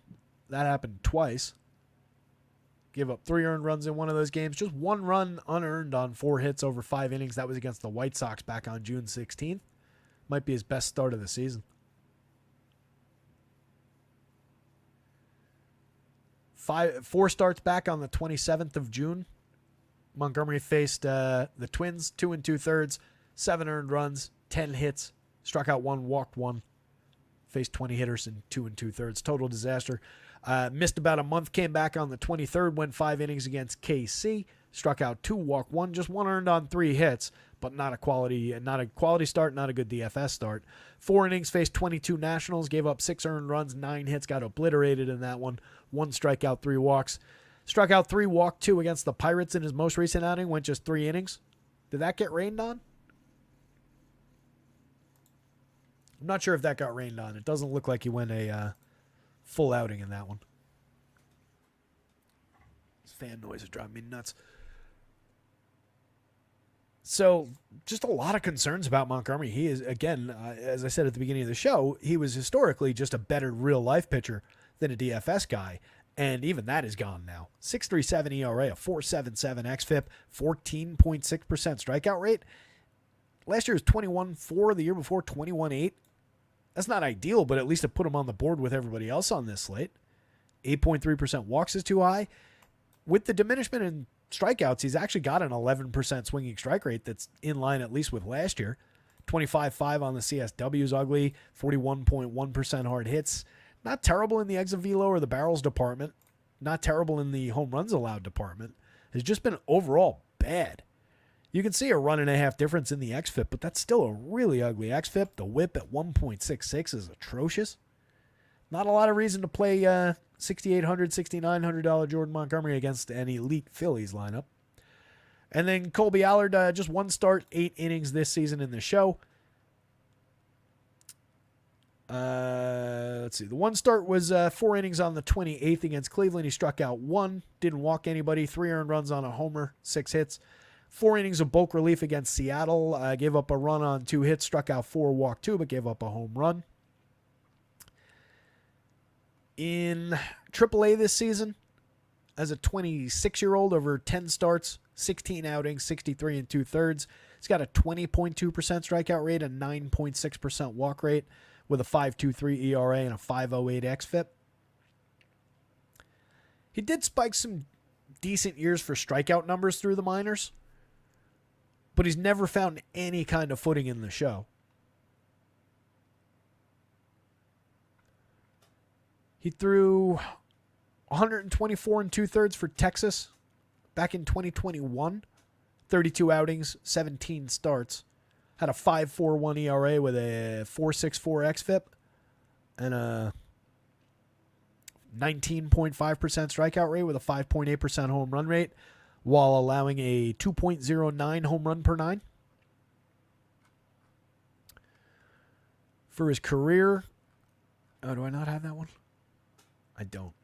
For his career in the show, 253 innings, so it's a little bit more than a full season. 39 starts, more than a full season worth of starts. 71 games. He has a 6.05 ERA with a 4.93 xFIP, an 18.7% strikeout rate, and a 7.7% walk rate. So we're going to throw some Diamondbacks bats at Kobe Allard, and we're not going to roster Kobe Allard. Not for 6,000 on DraftKings. Even as a value bin dart, I really don't see it. 6,200 on FanDuel, I don't see it. No need. We've got just enough pitching to get by without having to roster these pitchers out of the bargain bin. And these guys, honestly, especially with these two as cheap as they are on DK, you can kind of just ignore this. If you had to take one of those guys,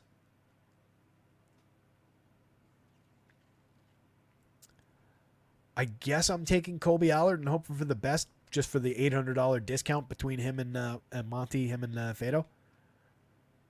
But it is not pretty. That is it's not a good choice.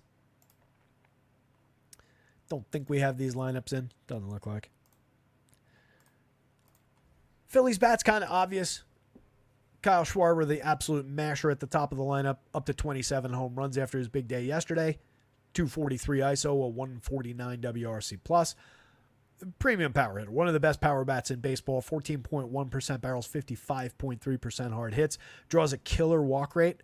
So in addition to being one of the best just true power hitters, he's also one of the best 3 true outcomes hitters. He gets on base at a 390 clip, draws a 17.1% walk rate that is basically directly in line with last year. He's even cut 2 points off the strikeout rate, 2.5 points off the strikeout rate this season. He's having a killer year over 479 chances at the top of this lineup. Trey Turner for 58-38. And remember when I said that, the thing I care about most in the leadoff spot is on base? Schwarbs is a great example of that. He's managed to steal 5 bases, but I don't think anybody would mistake Kyle Schwarber for Ellie De La Cruz in a foot race. The 390 on base, in addition to all his power and just getting this power hitter a few additional plate appearances through the season, even when he's not hitting home runs, he's setting the table for the guys that follow. He's great at getting on base. A lot of other teams would be like, oh, Brandon Marsh gets on at a 323 clip and has 14 stolen bases. Let's put him lead off because we obviously want Schwarbs to hit cleanup down here. The Phillies are smart with where they deploy Kyle Schwarber. On base is critical. Starting to feel like Billy Beane. Oh, we finally locked that Raggins and Sonny Gray trade, so I got to have Jonah Hill go down and have an uncomfortable conversation with Vinny Pasquantino in the clubhouse after this show is over. Poor guy. This is like his 4th team in the Dynasty League this year. He's been on a tear since I acquired him. It's breaking my heart to have to trade him. And the team that I'm sending him to doesn't even want him. They're going to try and flip him again in the offseason, I bet. Maybe I can reacquire him. Anyway, so after Kyle Schwarber, Trey Turner, you get Bryce Harper, obviously a superstar. Getting Bryce for 56-37 feels like a little bit of a discount for him. 25 home runs at 261 ISO, 145 WRC plus. The Phils are very expensive at the top, but the next few guys help at least shave it down somewhat, and there are so many cheap spots to go with bats and with pitching today that it just doesn't really matter. Think about all the cheap teams we've looked at from, if you want to angle in against Gibby, the Rays are super cheap. If you want to take the other side of that, the Blue Jays side, they were very, very cheap. The Orioles, obviously, and the Phillies are a bit of a difficult combination. You get the dueling shortstop, so you don't want to go with them combined on DraftKings all that often. And then on FanDuel, you got to go shortstop util to get Trey and Gunnar into your lineup. And then all of the best players are very, very expensive on those two teams. So that's one of the more difficult combinations on the slate. Even the Diamondbacks on the other side of this one with their slate leading run total are absurdly cheap. So it's really just the Phils and the O's that are expensive. And the Yankees, I guess, for the 2 hitters that you want, but everybody else in that lineup is cheap. It's probably worth exploring anyway what Phillies and Orioles stacks look like on DraftKings just because of that idea that you have to cut one of the shortstops out. That creates a lane where people might swerve around that spot a little bit. So maybe there's a little point of creativity in looking at what those combine to, but it's also probably creating some lower end lineups where you have to use the Amundo Sosas of the world, the Johan Rojases of the world. Alec Bohm for 48-32 is way too cheap. 297, 352, 482. Creating runs 30% better than average. 12 homers, a 184 ISO, a 14.2% strikeout rate. Hitting the ball at a 46.8% hard hit rate kind of a clip. Just absolutely elite level contact. Kind of similar to Vinny Pasquantino, honestly. with that really low strikeout rate against some excellent contact numbers. It actually looks very, very similar to Vinny. He's getting better results in the slash line, hasn't hit for quite as much power as Pasquantino has. But two similar players, a righty here and a lefty on the Royals. Real Muto for 45, 29, 7 home runs on the season, a 123 ISO, 89 WRC plus, but has been one of the better hitting and one of the better fantasy catchers over the last 8 years, whatever it's been. I think we're just getting JT Realmuto at a good price, 9.2% barrels and 44.3% hard hits. Take the name off the back, don't show me the stat line, and just show me that premium contact from a catcher that costs $4,500. I'm already interested. Finding out who it would be as you peel the name off, I'd be like, oh, wow, that's great. I love JT Realmuto. I'm happy to be invested. Castellanos, 38, 3,000 across sites, 15 homers on the season, 169 ISO, just a 97 WRC plus. Mix and match caliber outfielder, I think, this year, but playable. Edmundo Sosa, 34, 26 across sites, 6 home runs, 6 steals, not really providing a ton of counting stats, but does have a quality 184 ISO, a 118 WRC plus. Hits the ball with authority when he makes contact, 9.2% barrels and 40.8% hard hits. You know, a little bit capable in terms of a middle infielder for a cheap price. Second base eligible on both sites, 34, 26. Not bad. Marsh for 36, 27 against the lefty. Not as concerned as I would be against, say, like Cole Ragans or somebody. Against Jordan Montgomery, doesn't really matter with his 14.6% strikeout rate. Marsh makes contact at an elite level as well. 47.1% hard hits, 8% barrels, 11 home runs, 14 steals, a 106 WRC plus. And then Johan Rojas plays a hell of an outfield. Not a great DFS asset. Diamondbacks going to be popular, I would imagine, with that run total facing a very, very gettable lefty pitcher here. They're showing some premium contact upside. Ketel Marte at 15.36 in the home run model. 29 on the season, a 261 ISO, 152 WRC plus. Pretty killer opportunity for some Ketel Marte. Didn't make him the home run pick of the day. I actually used Eugenio Suarez for that, 8.43 for him. He's got 16 long balls on the season, a 186 ISO. Dramatic improvement across the board for Suarez over the last 6-8 weeks. It's more like 6 weeks. Really has pulled his season together and is providing more power than he was earlier in the season. We're probably not back to the elite levels of power that he used to provide, but we're at least trending in the right direction, and I love the upside for him against Colby Allard here. Randall Grichuk at 34, 24, a playable part from the right side, slashing 274, 333, 441 with a 116 WRC plus. Capable, but probably, not an ideal guy to have hitting that high up in the lineup. But for DFS purposes, very cheap at 34.24 if that's where he lands.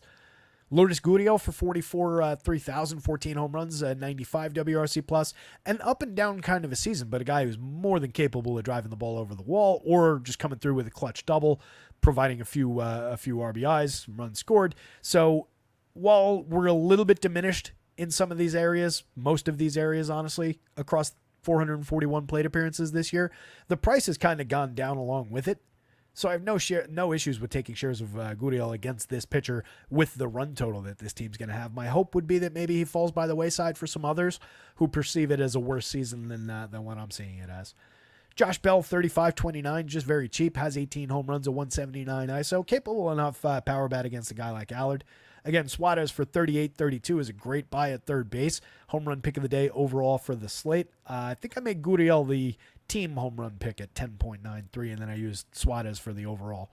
Corbin Carroll at 5,031, 9 home runs, 21 stolen bases, a 152 ISO, and 91 WRC plus.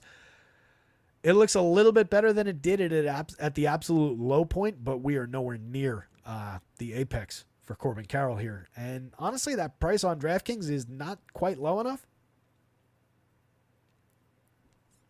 You could easily argue, why does Corbin Carroll cost $5,000 today on a day when Kevin Pillar costs $48 and Alec Burleson costs $43 or whatever it was. Carroll's not having a good year. He can fill categories. If he comes out and has a big day, that could be a home run, a couple stolen bases, some ribbies, some runs. Like, it could be a big day, but those days have been really, really few and far between this year. Kevin Newman, Geraldo Perdomo, and Jose Herrera at the bottom of the lineup. Fun names for me to get through. 89, 98, and 77 WRC plus respectively for those players. mix and match quality at best for all those guys. They're very, very cheap. You do get decent batting averages and a little bit of on-base skills out of these two guys, and then Edeller's getting on base a little bit. But really, there's not a ton of quality there for DFS purposes, for correlated scoring even. Nobody really hits the ball all that hard. It's not a great group in the bottom three if this is what they go with.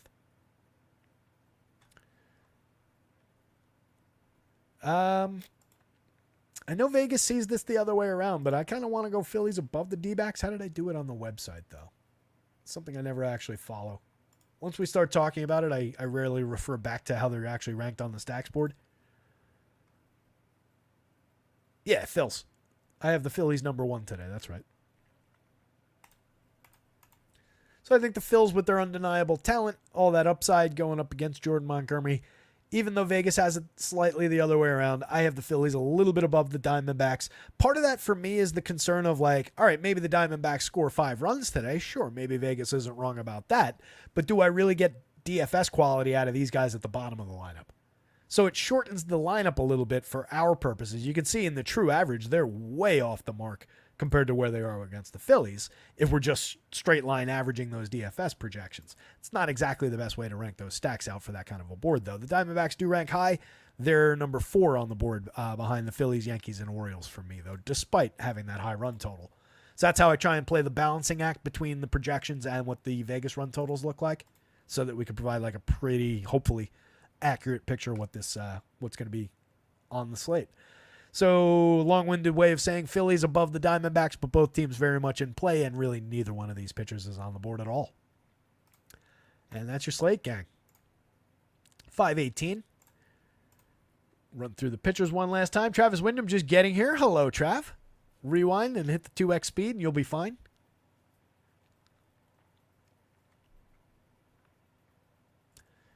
Gophis is stacking Arizona. Travis Duarte thinks Arizona's going to be good. Travis Duarte also likes Seattle if Raleigh bombs. Something he's going to put up that pangalang.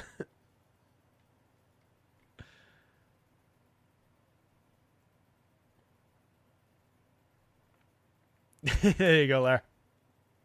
You need to leave the clubhouse. We can't have 26 guys in the clubhouse. That is a great movie. I'm a big fan of Sorkin's writing anyway. But just, yeah, a movie that's going to be, to put it weirdly, a movie that's that inside baseball about baseball, it's right in my wheelhouse. A movie that's that inside baseball about anything would be, really interesting if it was written by Aaron Sorkin. But a movie that's that inside baseball and about something that's like so in my lane within being inside baseball about baseball, yeah, that's one of my favorites. Such a good movie. Brian Wu, top of your board, especially when he's going to be a little bit lower owned probably than Cortez and Gibson. That said, your most common combinations on DraftKings are going to be one of Wu, Cortez, and Gibson with another one of Wu, Cortez, and Gibson. So to reiterate the point from the beginning of the show and then again from the middle of the show, I would run some crunches, some lineup builds, whatever you want to call it, excluding these 3 guys with tools. You can do that with groups. Just go into groups and say, put those 3 guys in and just say at max 1 of these 3 players, and you won't get them paired together. Not for all your crunches, because odds are a combination of 2 of those pitchers is going to win the slate. But excluding these 3 guys from being paired with one another, you don't even need to put Gausman in that mix. He's offset already. It will just create a lot of shakeup across your lineups, and then you'll get the best versions through your sorting process, your sims. You'll get the best versions of the lineups underneath that you've created. And then as long as you're building a handful, as long as you're running a fair number of crunches that do let those guys get together, you should get a much better mix and a truer mix of the nature of the slate and the outcomes of the probability of baseball than what a lot of people who are just blindly running crunches and leaving all those guys together, because so many shares are going to get soaked up by combining Wu, Cortez, and Gibson in a variety of lineups that everybody else will naturally fall off. And all 4 of these guys deserve shares. So I think that's a really good approach to how to build your lineups today. What percentage of Wu would you want in 20 lineups? That's DraftKings, right? Let me reload, see where they're at with ownership now. Out of the 3, he's the one I would be the least inclined to undercut. All three of those guys at the top of the board, and again, thank you to RG for their ownership projections. We don't reveal the actual numbers, but I'm going to get a little bit close, so I want to make sure that I'm thinking Roto Grinders. But all three of those guys are going to be owned way, way above everybody else. Similar numbers for all three of those guys. But on talent and on matchup, I greatly prefer Woo to Gibson or Nestor. Nestor's going to be the most highly owned. He's just a couple points higher than the other two who are basically identically projected over there. All three guys are, I'll say, well above 35% into that next tier. So between the three, I'd be more inclined to undercut Gibby and Cortez and then just ride with the field with Brian Wu. So even if that rose for Wu shares going away from the other two guys, and it probably won't if you're building with an optimizer because he's so much more expensive, it'll probably just default to some of the cheaper guys. But even if he rose from, let's call it 40%, and I ended up with 50% of him, but that was with 50% of him, and then I cut Nestor and Gibby to, let's say, 25% apiece. And then within that, within my 40% Woo, 25% apiece of Gibby and Nestor, I'm only combining Woo with one of those two guys or those two guys together a limited number of times, or a more limited number of times than the average person who's not doing that little thing that I suggested with groups. I think that puts you in a really nice footing for 20 lineups, for 150 lineups, however you want to do it. So my answer for Woo in 20 lineups would probably be 40, 50%. I have no issues with that. If it's 30, 35, it's fine too. But I would want a pretty high amount of Woo, and I would want less of the other two top of the board pitchers who are cheaper and therefore more popular. All of this is just assuming that DK's numbers are at all correct for those ownership projections, or RG's numbers are at all correct for those DK ownership projections. Gausman just, having a really rough year this year, kind of just a mediocre middle of the road type of a veteran pitcher and facing a really elite Orioles lineup. But given how popular these guys are and how much track record at least he has, he's on the board and he projects out similarly to these guys at significantly lower ownership. The issue on DraftKings is the price compared to these guys. Paying more for him doesn't feel great, but at least you're buying that offset ownership. So there is value there. 89 on FanDuel just plays pretty well. 8,000 for Nestor is obviously a big bargain spot, but this fits right in with those guys. He'll be the lowest owned out of these three. Nestor will be by far the highest owned. Depends on FanDuel, because that $8,000 does make a lot of things work. And on the FanDuel slate, you can eat the pitching ownership a little bit more, I think, than on DK. I don't mind just eating a chalky Nestor in that spot if I have to. I'm really not sure where I'm going to go with pitching on the FanDuel side. It might be Baz. If I can afford the 85, I might take a shot with Baz over Nestor at 8,000. Or if I need less, I might go to Dean Kramer against Toronto. Again, both of these guys capable enough against gettable enough teams. Toronto, low strikeout, but kind of non-threatening overall. St. Louis, kind of similar, with a little bit of strikeout upside for Baz. Anderson's my least favorite on that tier, and he's the most expensive. So I would expect that I would get the least of him. But I think the field will also get the least of him because he's facing the Yankees in Yankee Stadium. So that puts him on the board, but not in an overly appealing way. And on FanDuel at 9,000, I'd probably just rather have Kevin Gausman for 89. I'd probably just eat the chalk on $8,000 Nestor rather than going to the other side for 9,000. By the way, it is still not raining, but it's gotten darker. It's still really overcast looking. It's not a pretty looking day. If I had to leave right now, I'd probably go to the game if I had tickets. Bottom of the board, Allard, Monty, and Fado. I think it's a pretty hard no for all three of those pitchers. Like I said, if I had a gun to my head and I had to decide, it would probably, on DK for my SP2 share, it would probably just be Allard, just exclusively based on the price at 6,000. I don't think you're getting anything from the performance, though. 68 for Monty is difficult to trust against Philly, and 66 is just off for 2 innings of Alex Fado. And one look at the home run board here. Ooh, who's at a .012? That's a low mark. Michael Stefanich, 0.12, a lower mark in the home run model than Victor Scott.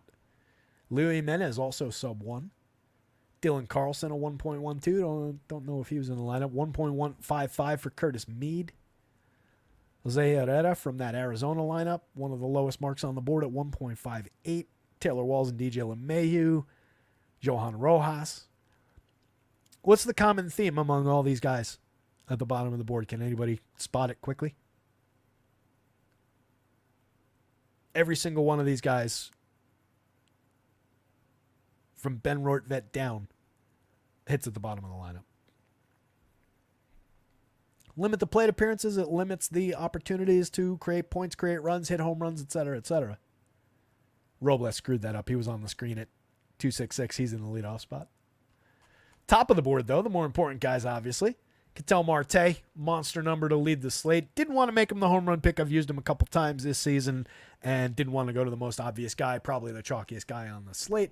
Judgy, 14.14. Soto not far behind at 10.78. Giancarlo Stanton, 10.48. Gives the Yankees 3 guys above the magic number. Pretty solid looking day for Yankees power if that game manages to play. Cal Raleigh from the Seattle side. Love the home run mark on him. Definitely capable of a multi-home run day.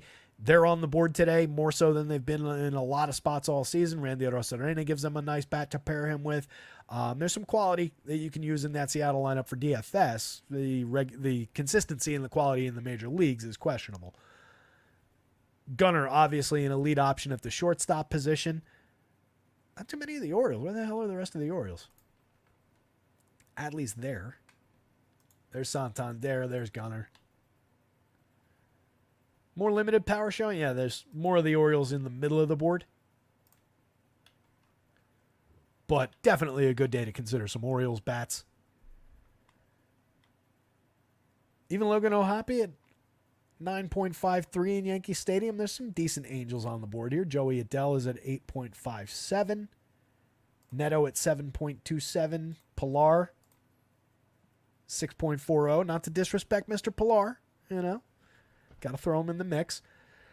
I think the Angels are a little bit believable. They're probably in that same conversation as the Rays, considering how popular Nestor's going to be at price, particularly here. Actually, both sides really for Nestor. I probably prefer the Rays if I'm going to take that approach of just I want to attack a very popular pitcher with this lineup. I prefer the Rays. It's a much better lineup top to bottom. But you could do that as well with the Angels. The guy I wouldn't do it against is Wu with the Tigers. But Angels against Nestor is on the board, and the Rays against Kyle Gibson is definitely on the board. With that, you guys, 5:29. Let me punch out of here. We're just under 2 hours. We're almost there.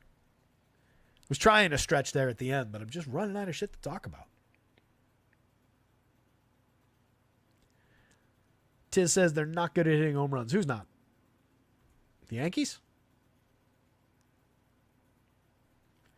Kyle Gibson's home away splits are pretty crazy. We can look at that. Larry, I agree. Nestor at 50 is totally wild. I don't trust Nestor. I don't have that kind of faith in Nestor Cortez.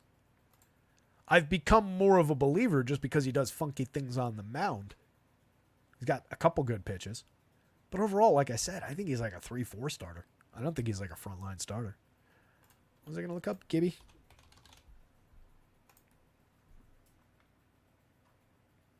I don't really care about this, but since it was mentioned, we could take a look. Kyle Gibson, a 4.92 ERA at home with a 3.34 ERA on the road. If we boil that down to XFIP, that's a 4.80 XFIP at home and a 3.47 on the road. Pretty significant difference. 67 and a third on the road, 53 innings at home. Just 5 home runs allowed at home, 9 home runs allowed on the road. That's significant. Allowing a 297, 371, 429 slash line at home, 202, 274, 366 on the road. Surprising. It's not, like I said, it's not something I actually care about really. But if you want to use it as a tiebreaker on do I want to consider the Rays as a value stack and a intelligent angle in against Kyle Gibson, who is just a gettable pitcher regardless of where he's pitching, in my opinion. Sure, it supports the case.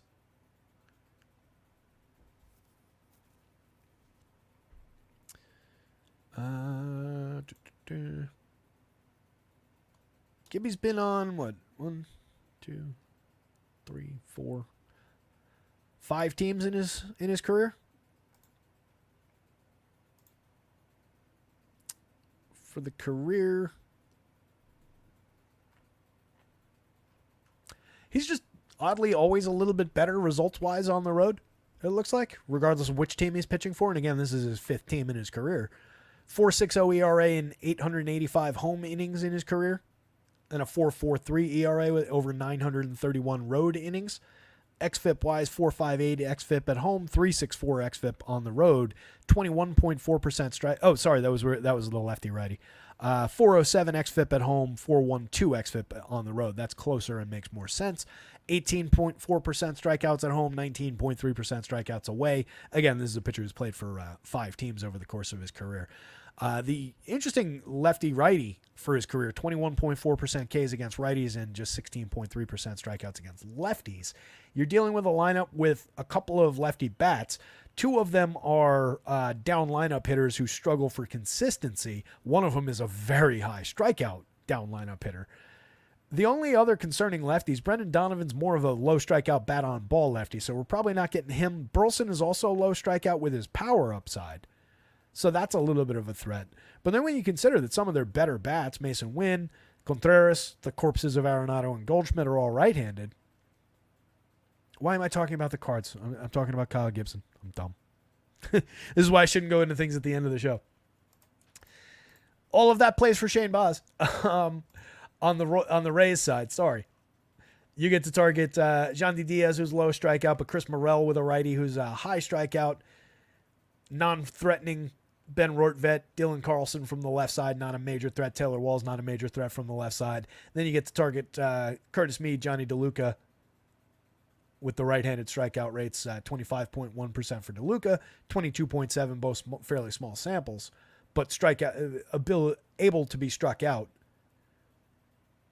So really the threatening bats on the Rays, Johndy in the top spot doesn't strike out a ton. Lau and Lowe are premium. Everybody else is going to be gettable enough for Kyle Gibson that it's really a very both-sided kind of a situation. But again, where the Rays win out is that they're very cheap and they're targeting a guy who's going to be pulling 45-50% ownership on DraftKings. On FanDuel, that's a completely different scenario. 9,100 Gibby won't be as popular. He'll be popular, but not as. I think that got us over the 2-hour mark. Clint Wood's just walking in the door, just got off work. Oh, I see, Tiz. Yes, I said to guess why the numbers were good, were low, and you said they're not good at hitting home runs. Good answer, good answer. This with a Family Feud, that would have been the number 1 answer on the board. Yes, but also because they hit down lineup. And in a lot of ways, they hit down lineup because they're not good at hitting home runs. It's a big circle. Clint Wood, you're going to have to jump to the beginning of the show, pal, and hit that 2x speed to catch up because it's time to say goodbye. 2 hours in, 5-game slate. Good luck out there tonight. I'll have everything updated in the next couple minutes. Good luck out there tonight. Somebody go win something. We'll be back tomorrow? Yeah, Friday. We'll be back for more tomorrow on what will be a bigger than 5-game Friday slate. See you, gang.